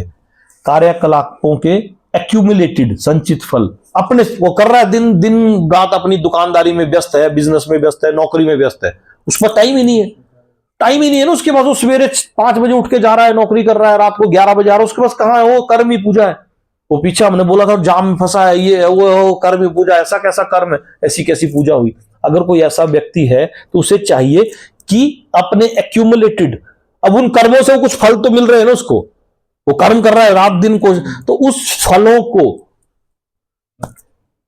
के कुछ फलों को अर्पित कर दे। कहां अर्पित कर दे? किसी शुभ कार्य में लगा दे। ऐसी विधियां वैदिक नियमों में वर्णित हैं। बहुत सारे ऐसे वैदिक विधान हैं, वैदिक नियमों में ऐसी विधियां हैं जिसमें आप ऐसा कर सकते हो। ऐसे अनेक यज्ञों तथा पुण्य कार्यों अथवा विशेष कार्यों के लिए वर्णन हुए हैं जिनमें अपने पिछले कार्यों के फलों को प्रयुक्त किया जा सकता है। रिजल्ट्स ऑफ प्रीवियस एक्शंस में बी अप्लाइड, जिन्हें कि आपके पिछले कर्म आपने खराब किए कर्म, और अब आपने उन कर्मों के फलों को अर्पित करना है, तो ऐसे अनेक विधि विधान है, यज्ञ हैं, शास्त्रों में, वेदों में ऐसे कई वो हैं जिनमें अपने पिछले कार्यों के फलों को प्रयुक्त किया जा सकता है, रिजल्ट्स ऑफ प्रीवियस एक्शंस में बी अप्लाइड। इससे मनुष्य धीरे धीरे ज्ञान के स्तर तक उठता है। क्या होगा? ऐसे लोगों के साथ जुड़ेगा।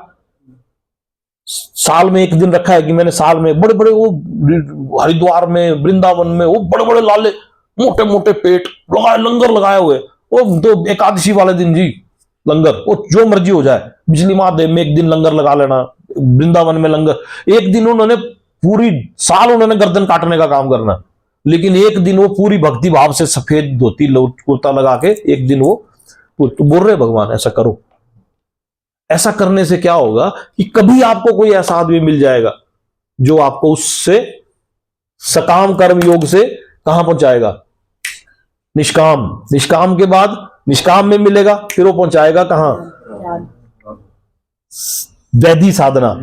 वैधि साधना के बाद फिर पहुंचेगा राग अनुराग, है ना। ऐसा ये बोला हुआ है जिसमें अपने पिछले कार्यों के फलों को प्रयुक्त किया जा सकता है। इससे मनुष्य धीरे धीरे ज्ञान के स्तर तक उठता है।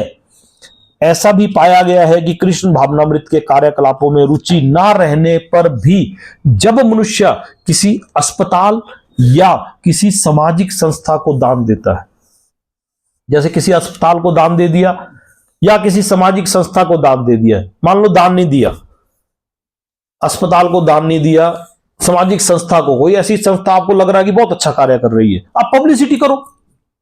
जैसे पतंजलि की मैं दुनिया भर की पब्लिसिटी करता हूं। पतंजलि में मैं बोलता हूं कि बाबा रामदेव सेवा कर रहा है। अब मैंने क्या देना बाबा रामदेव को? मैं क्या दे सकते हैं उसको? हम क्या दे सकते? लेकिन वो सच में सेवा कर रहे हैं।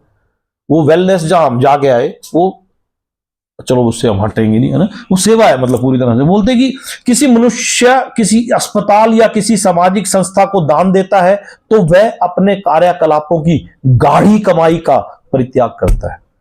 जब आप कोई बड़े बड़े सेठ हॉस्पिटल बनाए जी, माणिक चंद कैंसर बेचते हैं और कैंसर का अस्पताल भी बनाते हैं। माणिक चंद गुटखा वालों के,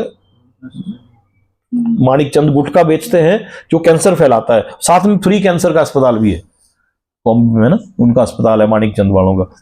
यहां पर इसकी भी संस्तुति की गई है, क्योंकि अपने कार्यकलापों के फल के परित्याग के अभ्यास से मनुष्य क्रमशः अपने मन को स्वच्छ बनाता है। धीरे धीरे धीरे धीरे कभी ऐसा कोई मिलेगा, कभी ऐसा कुछ होगा, वो बोलेगा यार नहीं नहीं छोड़ो इसको, सब बेकार। लेकिन मिलेगा कब? जब आप उसमें एंटर करोगे, जब आप उसमें एंटर करोगे और उस विमल मना स्थिति में वह कृष्ण भावनामृत को समझने में समर्थ होता है। कृष्ण भावनामृत किसी अन्य अनुभव पर आश्रित नहीं होता, क्योंकि कृष्ण भावनामृत स्वयं मन को विमल बनाने वाला है। किंतु यदि कृष्ण भावनामृत को स्वीकार करने के लिए किसी प्रकार का अवरोध हो तो मनुष्य को चाहिए कि अपने कर्म फल का परित्याग करने का प्रयत्न करे। ऐसी दशा में समाज सेवा, समुदाय सेवा, राष्ट्रीय सेवा, देश के लिए उत्सर्ग आदि कार्य स्वीकार किए जा सकते हैं। ऐसी दशा में समाज सेवा, समुदाय सेवा, राष्ट्रीय सेवा, देश के लिए उत्सर्ग आदि कार्य स्वीकार किए जाते हैं। कोई भी सेवा जो आपको अच्छी लगती हो सेवा, जिससे एक दिन मनुष्य भगवान की शुद्ध भक्ति को प्राप्त हो सके। भगवत गीता में कहा गया है कि यदि कोई परम कारण के लिए उत्सर्ग करना चाहे तो भले ही वह ये ना जाने कि वह परम कारण कृष्ण है, फिर भी वह क्रमशः यज्ञ विधि को समझ जाएगा कि वह परम कारण कृष्ण ही है। ये 18वें अध्याय में ये श्लोक आता है जो अभी इन्होंने इसमें कोट किया हुआ है। श्लोक क्या था?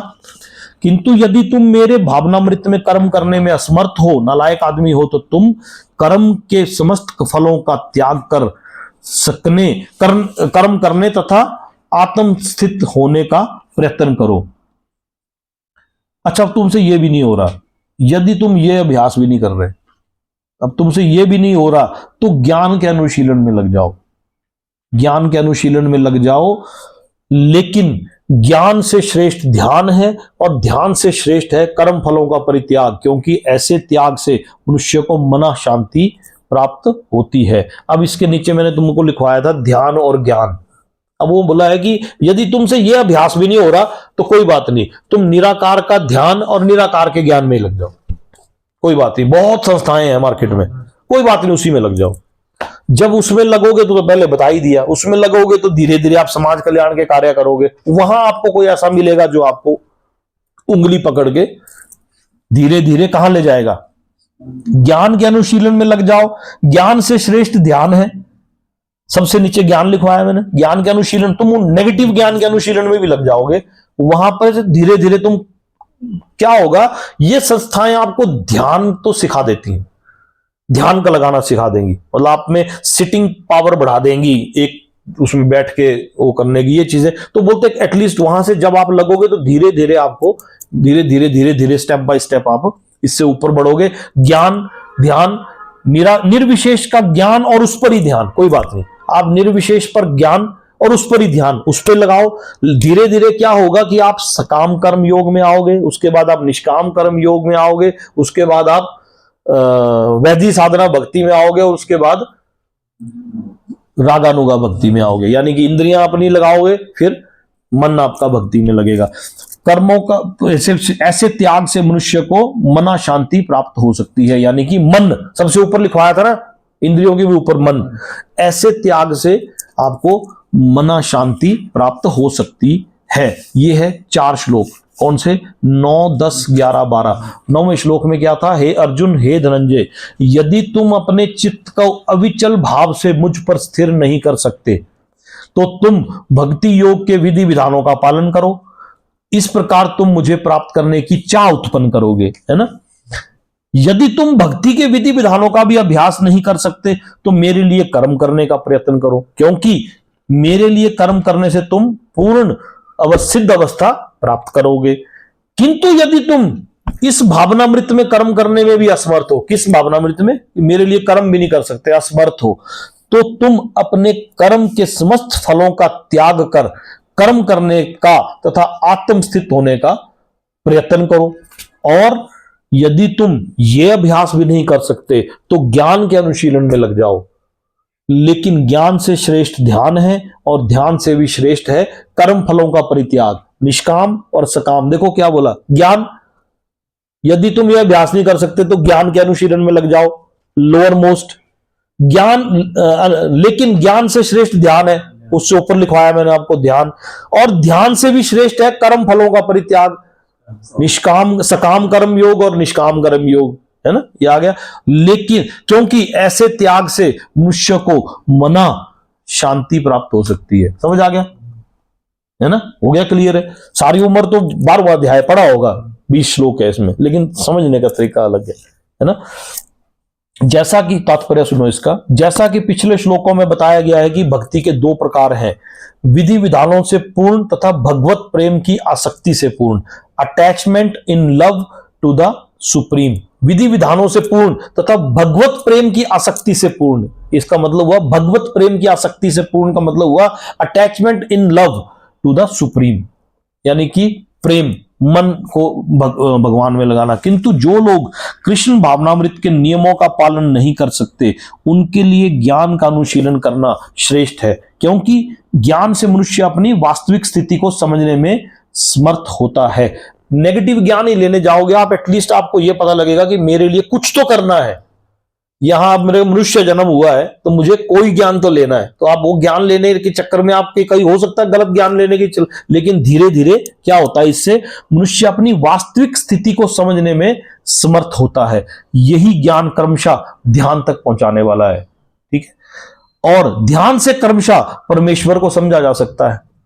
ऐसी भी विधियां हैं जिससे मनुष्य अपने को परम ब्रह्म मान बैठता है, अहम ब्रह्मस्मि, है ना। ऐसी विधियां भी हैं जिससे मनुष्य अपने को पर ब्रह्म मान बैठता है। और यदि कोई भक्ति करने में असमर्थ है तो ऐसा ध्यान भी अच्छा है। तात्पर्य में लिखा है कि अगर नहीं हो रही आपसे भक्ति तो कोई बात नहीं, ऐसे ध्यान में ही लग जाओ, लेकिन लगो, आप ये मानो कि आपके ऊपर कोई तो पावर है। अहम ब्रह्मस्मि मतलब आत्मा और परमात्मा का मिलन। आपके विक्रम भाई, आपके मन में जो सवाल आता था मेरे ख्याल से काफी हद तक आज क्लियर हो रहा होगा, है, हो रहा है क्लियर। आत्मा और परमात्मा, कोई बात नहीं, ऐसे ध्यान में ही लग जाओ। आप ये मानो कि आत्मा ही परमात्मा है और आत्मा का परमात्मा से मिलन होना है। आत्मा लास्ट में जाके परमात्मा जो आत्मा जो है लास्ट में परमात्मा में विलीन हो जाएगी, ऐसे मान लो। ये डीप लोअर मोस्ट लेवल से धीरे धीरे आप शुरू करोगे, धीरे धीरे शुरू करोगे तो आप एटलीस्ट आपके मन में सवाल आया, मैंने आपको बोला होगा कि शायद आपके सारे सवालों के जवाब यहां मिल जाएंगे, कोई बात नहीं, आपने टाइम लगाना शुरू किया तो आज आप उस स्टेज तक पहुंचे हो जहां शायद आपको अपने सवालों के जवाब मिलना शुरू हुए। आपके मन में बहुत दिनों से ये सवाल कर रहा है घर, आज कुछ मिल रहा है जवाब उसका। ध्यान में लग जाओ, ये इनिशियल स्टेज है, कुछ भी नहीं है तो इसी में लग जाओ, ध्यान में लग जाओ ना। आप किसी का भी ध्यान करने में लग जाओ, उससे क्या होगा कि आपकी सिटिंग कैपेसिटी, कुछ ना करके, मुझे नहीं पता आप किसका ध्यान करते हो, लेकिन कुछ ना करके जब भी आप दुकान में फ्री होते हो, आप जब माला तो जाप करते हो ना, बस यही बोल रहा है श्लोक में, भगवान ने भी यही कहा है और तात्पर्य में भाष्यकार भी यही कह रहा है। क्या कह रहा है? ध्यान से क्रमशः परमेश्वर को समझा जा सकता है। ऐसी भी विधियां हैं जिससे मनुष्य अपने को पर ब्रह्म मान बैठता है। और यदि कोई भक्ति करने में असमर्थ है तो ऐसा ध्यान भी अच्छा है। यदि कोई इस प्रकार से ध्यान नहीं कर सकता तो वैदिक साहित्य में ब्राह्मणों, क्षत्रियों, वैश्यों तथा शूद्रों के लिए कतिपय कर्तव्यों का आदेश है, जिसे हम भगवत गीता के अंतिम अध्याय में देखेंगे। ये भी नहीं हो सकता तो ब्राह्मणों के लिए, क्षत्रों के लिए, वैश्यों के लिए और शूद्रों के लिए, चारों के लिए कुछ एक रूल्स एंड रेगुलेशंस का प्रावधान है जो 18वें अध्याय में आएगा, है ना।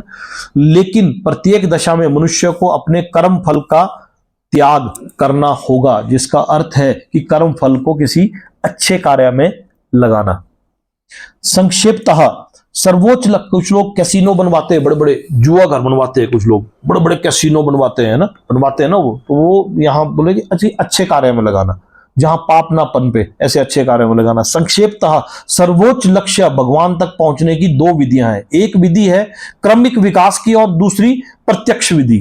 क्रमिक विकास हुआ स्टेप बाय स्टेप, ये जो विधि है स्टेप बाय स्टेप है, और दूसरी विधि है प्रत्यक्ष, जो भक्ति की है, डायरेक्ट विधि है, डायरेक्ट क्रम। कृष्ण भावनामृत में व्यक्ति प्रत्यक्षता विधि है। अन्य विधि में कर्मों के फल का त्याग करना होता है, तभी मनुष्य ज्ञान की अवस्था को प्राप्त करता है। उसके बाद ध्यान की अवस्था, तथा फिर परमात्मा की बोध की अवस्था और अंत में भगवान की अवस्था आ जाती है। मनुष्य चाहे तो एक एक पग करके आगे बढ़ने की विधि अपना सकता है या प्रत्यक्ष विधि ग्रहण कर सकता है, लेकिन प्रत्यक्ष विधि हर एक के लिए संभव नहीं है, अतः अप्रत्यक्ष विधि भी अच्छी है। क्वेश्चन क्या था?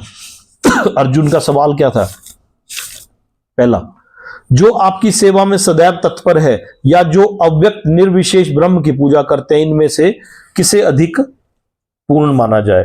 तो यहां तात्पर्य में भाष्यकार लिखता है कि वो दूसरी विधि भी अच्छी है, क्योंकि लेकिन वो है अप्रत्यक्ष विधि। एक आपके पास डायरेक्ट विधि है, एक डायरेक्ट है, एक इनडायरेक्ट है, लेकिन यहां यह समझ लेना होगा कि अर्जुन के लिए अप्रत्यक्ष विधि नहीं सुझाई गई, क्योंकि वह पहले से परमेश्वर के प्रति प्रेमा भक्ति की अवस्था को प्राप्त था। ये तो उन लोगों के लिए है जो इस अवस्था को प्राप्त नहीं है। उनके लिए तो त्याग, ज्ञान, ध्यान तथा परमात्मा एवं ब्रह्म की अनुभूति की क्रमिक विधि ही पालनीय है। लेकिन जहां तक भगवत गीता का संबंध है, उसमें तो प्रत्यक्ष विधि पर ही बल है। प्रत्येक व्यक्ति को प्रत्यक्ष विधि ग्रहण करने तथा भगवान कृष्ण की शरण में जाने की सलाह दी जाती है। अब ये हो गया क्वेश्चन का एक पार्ट। अब दूसरा क्वेश्चन का दूसरा पार्ट क्या है कि इन दोनों में से किसे अधिक पूर्ण सिद्ध माना जाए, यानी कि आपको कौन प्रिय है। यहां तो बोल दिया कि ये विधि भी ठीक है, दूसरी विधि भी ठीक है। अब भगवान को कौन प्रिय है? कर लो, इसको चला लो, थोड़ी देर चला दूं तो बोलो, चला दूं? चला दो। एक बार कृष्ण को पूछ लूं मैं। किस चीज के लिए? वो कर लो, पूछ लो एक बार। कोई प्रॉब्लम नहीं, कोई प्रॉब्लम नहीं आती, कुछ नहीं होता, बैठो। जो किसी से द्वेष नहीं करता। अब भगवान बता रहे हैं कि भगवान को कौन प्रिय है, वो नंबर 1 या नंबर 2। अर्जुन ने दोनों के बारे में पूछा, भगवान ने दोनों के बारे में बोला, और आखिरी में बोल दिया कि ये भी एक सीढ़ी है और दूसरी भी एक सीढ़ी है। अब भगवान को कौन प्रिय है? कौन प्रिय है? जो किसी से द्वेष नहीं करता। द्वेष होता है एनवियस, किसी से द्वेष नहीं करता, लेकिन सभी जीवों का दयालु मित्र है। ये बार बार बोल रहे हैं भगवान, देखना है ना। समभाव रखता है जीवों के प्रति, समभाव, जो सभी जीवों का दयालु मित्र है, यानी कि काइंड फ्रेंड। सभी जीवों का दयालु मित्र हुआ काइंड फ्रेंड है सभी जीवों का। जो अपने को स्वामी नहीं मानता, स्वामी नहीं मानता, प्रोप्राइटर नहीं मानता, जो अपने को स्वामी नहीं मानता, और मिथ्या अहंकार से मुक्त है, फॉल्स ईगो, अहंकार से मुक्त है।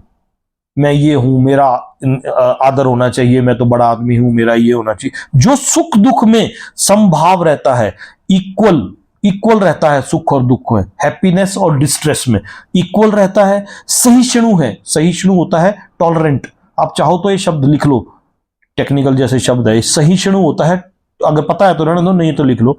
सदैव आत्मतुष्ट, यानी कि ऑलवेज सेटिस्फाइड, तथा आत्म संयमी, सेल्फ कंट्रोल्ड, आत्म संयमी है, सेल्फ कंट्रोल्ड है, तथा जो निश्चय के साथ मुझ में मन तथा बुद्धि को स्थिर करके भक्ति में लगा रहता है, ऐसा भक्त मुझे अत्यंत प्रिय है। निश्चय के साथ, डिटर्मिनेशन के साथ, निश्चय हुआ डिटर्मिनेशन के साथ, मुझ में मन यानी कि माइंड, बुद्धि हुआ इंटेलिजेंस, मुझ में अपने माइंड और इंटेलिजेंस को स्थिर करके भक्ति में लगा रहता है, ऐसा भक्त मुझे अत्यंत प्रिय है, यानी कि डियर टू मी। इन दोनों में से कौन अधिक श्रेष्ठ है, यानी कि आपको कौन प्रिय है? तो ये भगवान ने जवाब देना शुरू किया यहां से। जो किसी से द्वेष नहीं करता, सभी जीवों का दयालु मित्र है, जो अपने को स्वामी नहीं मानता, मिथ्या अहंकार से मुक्त है, जो सुख दुख में समभाव रहता है, सहिष्णु है, टॉलरेंट है, सदैव आत्मतुष्ट है, ऑलवेज सेटिस्फाइड है, आत्म संयमी है, सेल्फ कंट्रोल्ड है, तथा जो निश्चय के साथ, डिटर्मिनेशन के साथ मुझ में मन तथा बुद्धि को स्थिर करके, माइंड तथा इंटेलिजेंस को, मन और बुद्धि को स्थिर करके भक्ति में लगा रहता है, ऐसा भक्त मुझे अत्यंत प्रिय है। इसके तात्पर्य को आप चाहो तो घर में भी पढ़ सकते हैं, मैं श्लोकों को पढ़ लेता हूं, अगर आप बोलो तो मैंने पढ़ लेना। पढ़ लो। शुद्ध भक्ति पर पुनः आकर भगवान इन दोनों श्लोकों में शुद्ध भक्त के दिव्य गुणों का वर्णन कर रहे हैं। शुद्ध भक्त किसी भी परिस्थिति में विचलित नहीं होता। यानी कि वो समभाव रहता है, किसी भी परिस्थिति में विचलित नहीं होता, यानी कि समभाव रहता है। ना ही वह किसी के प्रति ईर्ष्यालु होता है। किसी के प्रति ईर्ष्यालु का मतलब वो किसी के लिए एनवियस नहीं होता। वो ठीक है, अगर वो कोई उसके साथ अच्छा कर रहा है वो उसके लिए भी ठीक है, अगर वो बुरा कर रहा है तो इसको प्रभु का आदेश होगा मेरे साथ ऐसा करने का, तब कर रहा है। किसी ने मेरे को गाली दे दी, अरे बोला ना प्रभु ने आदेश दिया इसको कि इसको गाली दे, मेरे को टेस्ट कर रहा है, मेरे पेशेंस को टेस्ट कर रहा है। किसी का ईर्ष्यालु नहीं होता, ना अपने शत्रु का शत्रु बनता है। वो मेरा शत्रु भी है लेकिन मैं उसका शत्रु नहीं। क्यों? वो शत्रु मेरा इसलिए क्योंकि उसको प्रभु का आदेश है। ना शत्रु का शत्रु बनता है। वह तो सोचता है कि यह व्यक्ति मेरे विगत दुष्कर्मों के कारण मेरा शत्रु बना है। माई पास्ट मिसडीड्स, विगत दुष्कर्म हुए, पास्ट मिसडीड्स, कि मेरे पिछले कर्मों के कारण भगवान ने इसको निमित्त बना दिया मेरा शत्रु, मतलब इसके थ्रू मेरा बुरा कर रहे हैं भगवान। क्यों? कर्म तो मेरे ही है ये पिछले, पास्ट मिसडीड। अतएव विरोध करने की अपेक्षा कष्ट सहना अच्छा है। वो बोले कोई बात नहीं, इसने मेरे को कष्ट पहुंचाया, मैं इसका विरोध नहीं करूंगा क्योंकि प्रभु की इच्छा थी। विरोध ना करने के सिवाय मैं कष्ट सह लूंगा। जो कष्ट मेरे को मिला इस आदमी के द्वारा, कोई बात नहीं, मैं सहन कर लूंगा।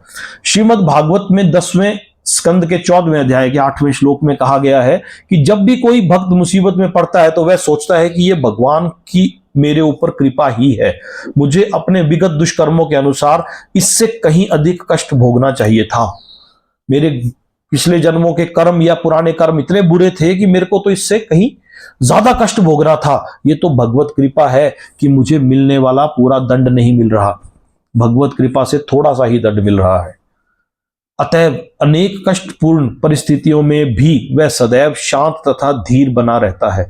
भक्त सदैव प्रत्येक प्राणी पर, यहां तक कि अपने शत्रु पर भी दयालु होता है। निर्मम का अर्थ है, इस श्लोक में एक शब्द है निर्मम। निर्मम होता है स्वामित्व की भावना से रहित।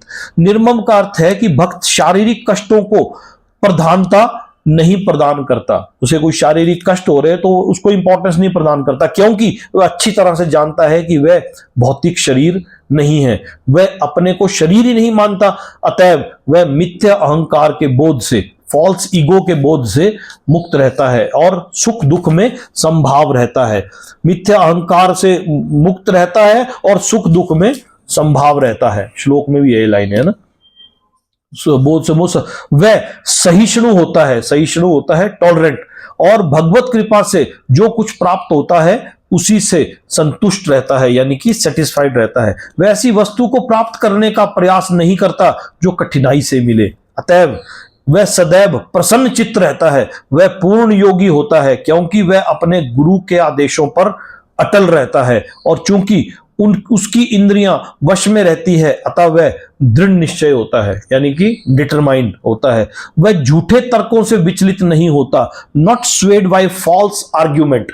कोई झूठा क्या, फलाना तेरे बारे में ऐसा बोल रहा था, फलाना तेरे बारे में ऐसा बोल रहा था, वो झूठे तर्कों से, नॉट स्वेड, स्वेड होता है वो विचलित नहीं होता, इधर उधर नहीं होता, क्योंकि कोई उसे भक्ति के दृढ़ संकल्प से हटा नहीं सकता। वह पूर्णतया अवगत रहता है कि कृष्ण उसके शाश्वत प्रभु है, इटर्नल लॉर्ड। उसको यह पता है कि कृष्ण ही मेरे शाश्वत प्रभु है, इटर्नल लॉर्ड है। अतएव कोई भी उसे विचलित नहीं कर सकता। इन समस्त गुणों के फलस्वरूप वह अपने मन तथा बुद्धि को पूर्णतया परमेश्वर पर स्थिर करने में समर्थ होता है। भक्ति का ऐसा आदर्श अत्यंत दुर्लभ है, लेकिन भक्त भक्ति के विधि विधानों का पालन करते हुए उसी अवस्था में स्थित रहता है, और फिर भगवान कहते हैं कि ऐसा भक्त उन्हें अति प्रिय है, क्योंकि भगवान उसकी कृष्ण भावनामृत से युक्त कार्यकलापों से सदैव प्रसन्न रहते हैं। Lord is always pleased by his activities in fully Krishna consciousness. श्लोक क्या था? जो किसी से द्वेष नहीं करता लेकिन सभी जीवों का दयालु मित्र है, जो अपने को स्वामी नहीं मानता, मिथ्या अहंकार से मुक्त है, सुख दुख में समभाव रहता है, सहिष्णु है, सदैव आत्मतुष्ट रहता है, आत्म संयमी है, तथा जो निश्चय के साथ मुझ में मन तथा बुद्धि को स्थिर करके भक्ति में लगा रहता है, ऐसा भक्त मुझे अत्यंत प्रिय है।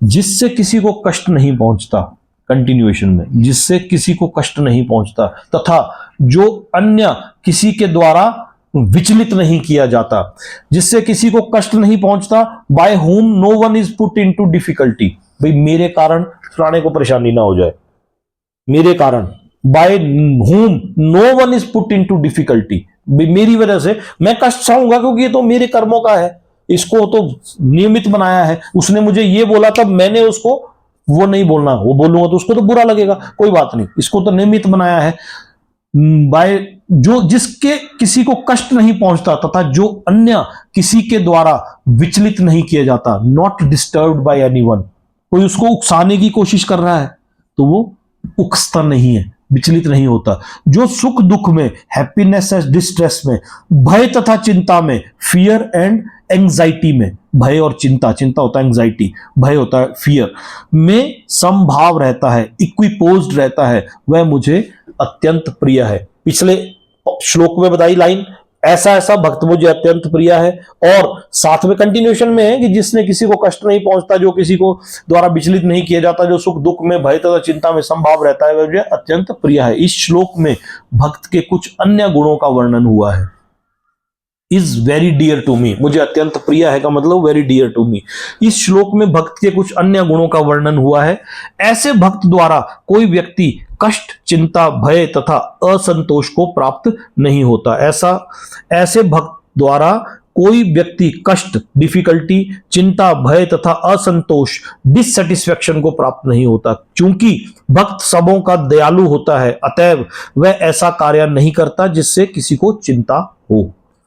साथ ही यदि अन्य लोग भक्त को चिंता में डालना चाहते हैं तो वह विचलित भी नहीं होता। ये भगवत कृपा ही है कि वह किसी बाह्य उपद्रव से शुद्ध नहीं होता।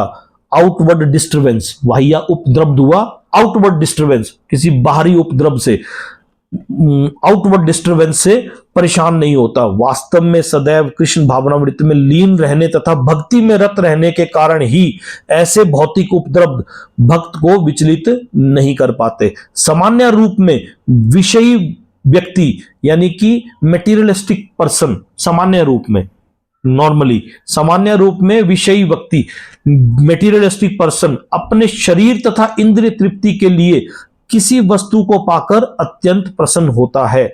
इंद्रिय तृप्ति हुआ सेंस ग्रेटिफिकेशन को पाकर अत्यंत प्रसन्न होता है। लेकिन जब वह देखता है कि अन्यों के पास इंद्रिय तृप्ति के लिए ऐसी वस्तु है तो वह जो उसके पास नहीं है तो वह दुख तथा ईर्ष्या से पूर्ण हो जाता है।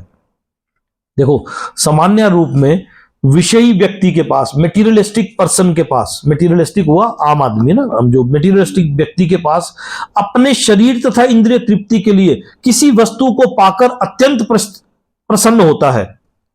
लेकिन जब वह देखता है कि अन्यों के पास इंद्रिय तृप्ति के लिए ऐसी ही वस्तु पहले से है जो उसके पास नहीं है तो वह दुख तथा ईर्ष्या से पूर्ण हो जाता है। आईफोन 15 के बाद 16, 16 के बाद 18, 18 के बाद प्रो, है ना, प्रो के बाद कुछ और। जब वह अपने शत्रु के बदले की शंका करता है तो वह भयभीत रहता है।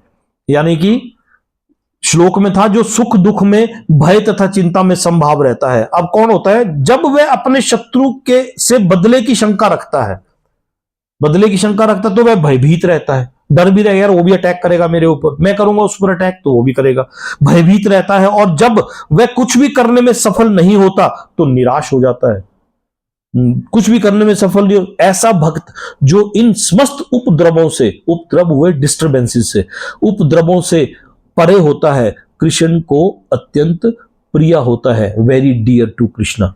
श्लोक क्या है? जिससे किसी को कष्ट नहीं पहुंचता तथा जो अन्य किसी के द्वारा विचलित नहीं किया जाता, जो सुख दुख में, भय तथा चिंता में संभाव रहता है, वह मुझे अत्यंत प्रिय है। मेरा ऐसा भक्त जो सामान्य कार्यकलापों पर आश्रित नहीं है, ऑर्डिनरी कोर्स ऑफ एक्टिविटीज, सामान्य कार्यकलापों पर आश्रित नहीं है, जो शुद्ध है, प्योर है, दक्ष है वो एक्सपर्ट है, चिंता रहित है, विदाउट केयर, किसी की परवाह नहीं करता, चिंता रहित है, समस्त कष्टों से रहित है, फ्री फ्रॉम ऑल पेन्स, समस्त कष्टों से रहित है, और किसी फल के लिए प्रयत्नशील नहीं रहता, मुझे अतिशय प्रिया है। अतिशय प्रिया, पहले क्या बोला? पहले श्लोक में मुझे अत्यंत प्रिया है, दूसरे श्लोक में बोला मुझे अत्यंत प्रिया है, यहां बोल दिया अतिशय प्रिया है। मतलब इन प्रियाओं में से भी प्रिया है। कौन? ऐसा भक्त जो सामान्य कार्यकलापों पर आश्रित नहीं है, ऑर्डिनरी कोर्स ऑफ एक्टिविटीज में, आज ये हो रहा है, कल ये हो रहा है, आज ये होगा, कल ये होगा, अभी मेरी रूटीन है, ऐसा है वैसा है, इस पर आश्रित नहीं है।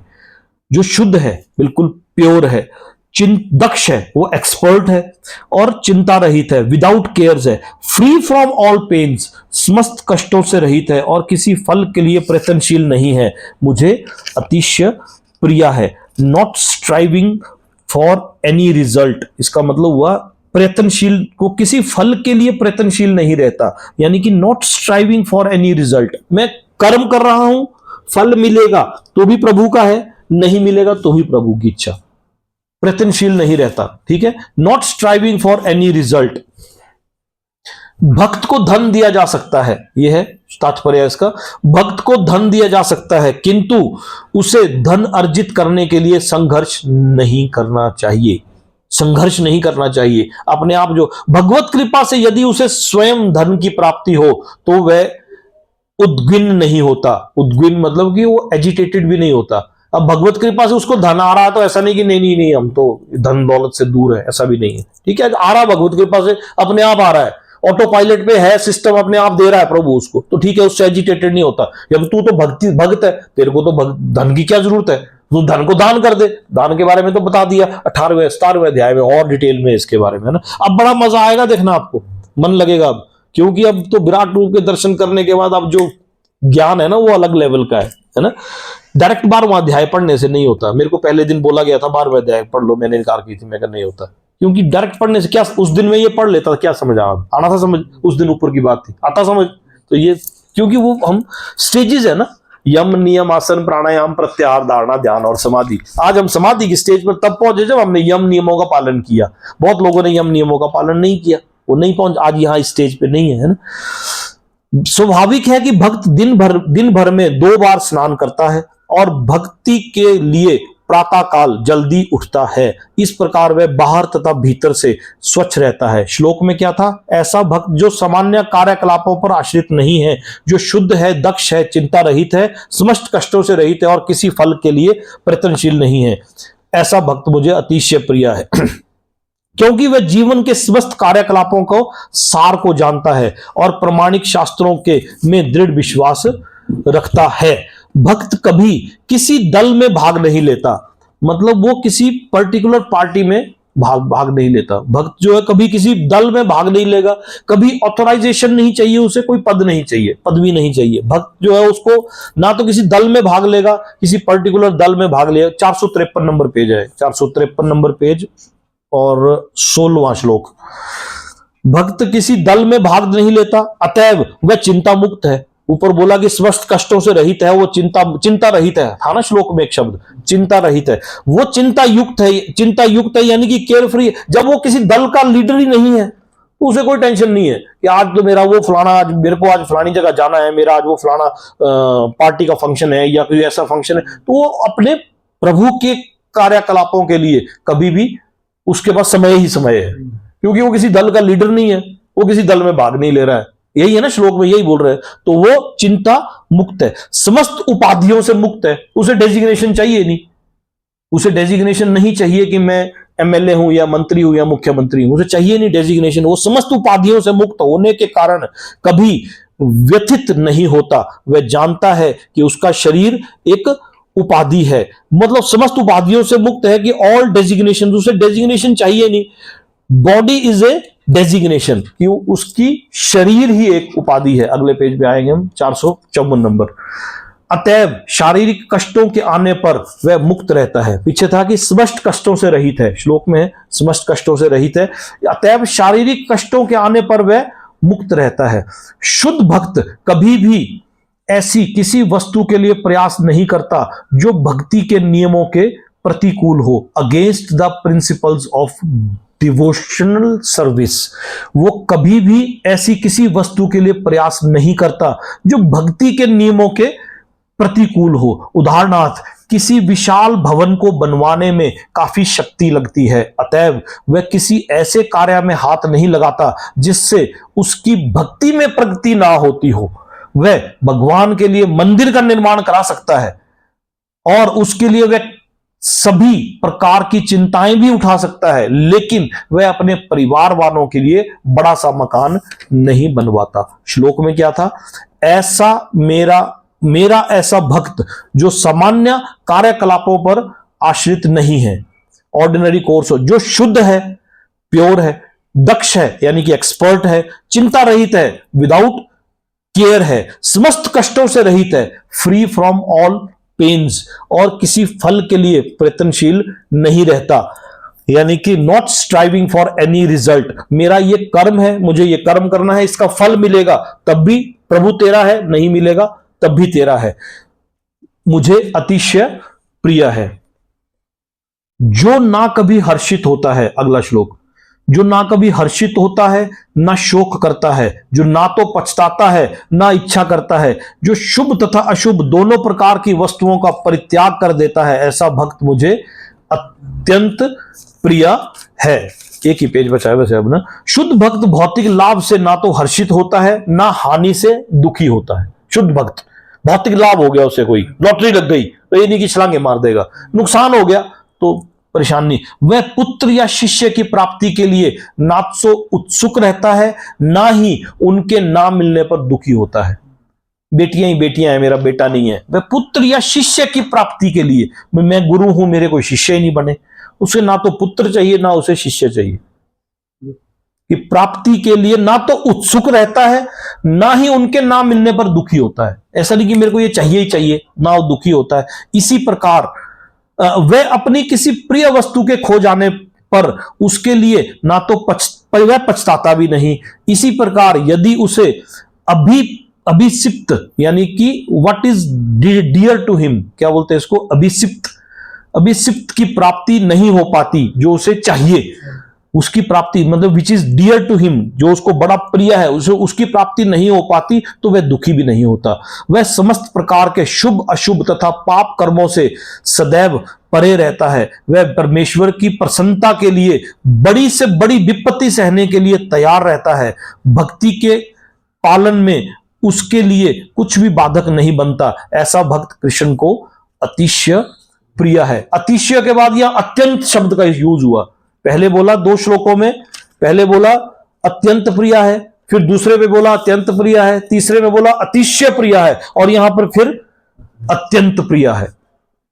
जो ना कभी हर्षित होता है रिजॉइस, हर्षित होता है, ना कभी, जो ना शोक करता है नॉट ग्रीव्स, जो ना पछताता है लेमेंट, वो पछताता भी नहीं है, कोई चीज चली गई उससे पछताएगी, ना इच्छा करता है नॉट डिजायर, कोई डिजायर नहीं करता किसी चीज की, जो शुभ तथा शुभ दोनों प्रकार की वस्तुओं का परित्याग कर देता है, रिनाउंस कर देगा शुभ तथा शुभ। यानी कि कभी सूर्य ग्रहण में उसको गंगा स्नान में करने जाना है, कोई बात नहीं जा पाया सूर्य ग्रहण में गंगा स्नान करने, कोई बात नहीं, सूर्य ग्रहण में तो गंगा स्नान करना बहुत जरूरी होता है, नहीं जाना ही है, मेरे को जाना ही, घर में लड़ जाएगा, मेरे को तो जाना ही जाना है, मेरे को कुंभ में जाना है, मेरे को जाना ही जाना है, कोई बात नहीं हुई इच्छा प्रभु की, सूर्य ग्रहण में नहीं जा पाए, कोई बात नहीं, कुंभ में 144 साल बाद लगा, मेरे को तो जाना था, आपने वजह से मैं जा नहीं पाया, आपकी वजह से मैं जा नहीं पाई, ये हो गया वो हो गया, कोई बात नहीं थी प्रभु की इच्छा।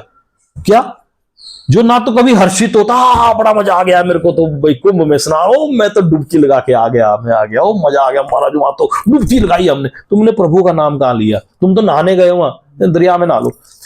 जो ना तो कभी हर्षित होता है ना शोक करता है, नहीं जा पाए तो शोक भी नहीं करेगा। जो ना कभी पछताता है, तो पिछली बार देखो, पिछले साल था कुंभ, 144 साल बाद आया था, हम जा ही नहीं पाए, कोई बात नहीं।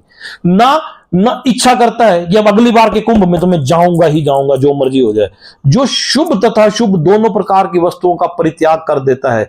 बिल्ली रास्ता काट गई, भगवान के लिए प्रसाद लेके जा रहा था, बिल्ली रास्ता काट गई, कोई बात नहीं, तू अपना कर्म कर रही, मैं अपना कर्म कर रहा हूं, तू काट गई, रास्ता काट गई, कोई बात नहीं, पछताता नहीं। क्या? दोनों प्रकार की वस्तुओं का परित्याग कर देता है, शुभ तथा शुभ दोनों प्रकार की वस्तुओं का परित्याग कर देता है। ऐसा भक्त मुझे अत्यंत प्रिय है। जो मित्रों तथा शत्रुओं के लिए समान है, जो मान तथा अपमान, शीत तथा गर्मी, सुख तथा दुख, यश तथा अपयश में समभाव रखता है, जो दूषित संगति से सदैव मुक्त रहता है, जो सदैव मौन और किसी भी वस्तु से संतुष्ट रहता है, जो किसी प्रकार के घर बार की परवाह नहीं करता, जो ज्ञान में दृढ़ है, जो भक्ति में संलग्न है, ऐसा पुरुष मुझे अत्यंत प्रिय है। इस श्लोक 5 श्लोकों में बताया भगवान ने कि कौन मुझे प्रिय है। तात्पर्य को पढ़ो एक बार। भक्त सदैव कुसंगति से दूर रहता है। भक्त जो होगा वो कुसंगति में पड़ेगा ही नहीं, कभी बैड एसोसिएशन, कहीं गलत बातें हो रही होगी उस तरफ को जाएगा ही नहीं। वो देखेगा कि वहां अगर मैं जाऊंगा तो मेरी इंद्रियां, फिर मेरा मन, फिर मेरी बुद्धि, तो उसके दिमाग में वो चीज नहीं मेरे को जाना ही नहीं उस तरफ, वहां ये कानाफूसी हो रही है, मेरे को जाना ही नहीं। भक्त सदैव कुसंगति से दूर रहता है। मानव समाज का यह स्वभाव है कि कभी किसी की प्रशंसा की जाती है तो कभी उसकी निंदा की जाती है। समाज है ना, समाज के लोग बैठे हैं तो वहां या तो प्रशंसा हो रही होगी या किसी की निंदा हो रही होगी, तो भक्त ऐसी जगह पर जाएगा ही नहीं। लेकिन भक्त कृत्रिम यश तथा अपयश, दुख या सुख से ऊपर उठा हुआ होता है। कृत्रिम यश तथा अपयश यानी कि आर्टिफिशियल फेम, बनावटी, आर्टिफिशियल फेम या अपयश, डिफेम, दुख या सुख से ऊपर उठा होता है। वह अत्यंत धैर्यवान होता है, बहुत ही पेशेंस वाला होता है, पेशेंस वाला होता है। वह कृष्ण कथा के अतिरिक्त कुछ भी नहीं बोलता, मौन रहता है। यार श्लोक में है ना कि वो मौन, वो जो सदैव मौन रहता है, वो कृष्ण कथा के अतिरिक्त कुछ भी नहीं बोलता, अतः उसे मौनी कहा जाता है। मौनी का अर्थ यह नहीं कि वह बोले नहीं, अपितु यह कि वह अनर्गल आलाप ना करे, नॉट स्पीक नॉनसेंस। ऐसा नहीं कि वो बोले नहीं, बोले ना, अपनी इंद्रियों को किस चीज में लगाओ, प्रभु के नाम लेने में। तो इसका मतलब ये नहीं कि वो मौन हो जाए, वो बोले नहीं, वो बोले प्रभु के बारे में बोले। ये बोला कि मौनी अनर्गल आलाप में ना लगाए, नॉट स्पीक नॉनसेंस, ये मतलब होता है अनर्गल आलाप। मनुष्य को आवश्यकता पर बोलना चाहिए और भक्त के लिए सर्वाधिक अनिवार्य वाणी तो भगवान के लिए बोलना है। भक्त समस्त परिस्थितियों में सुखी रहता है।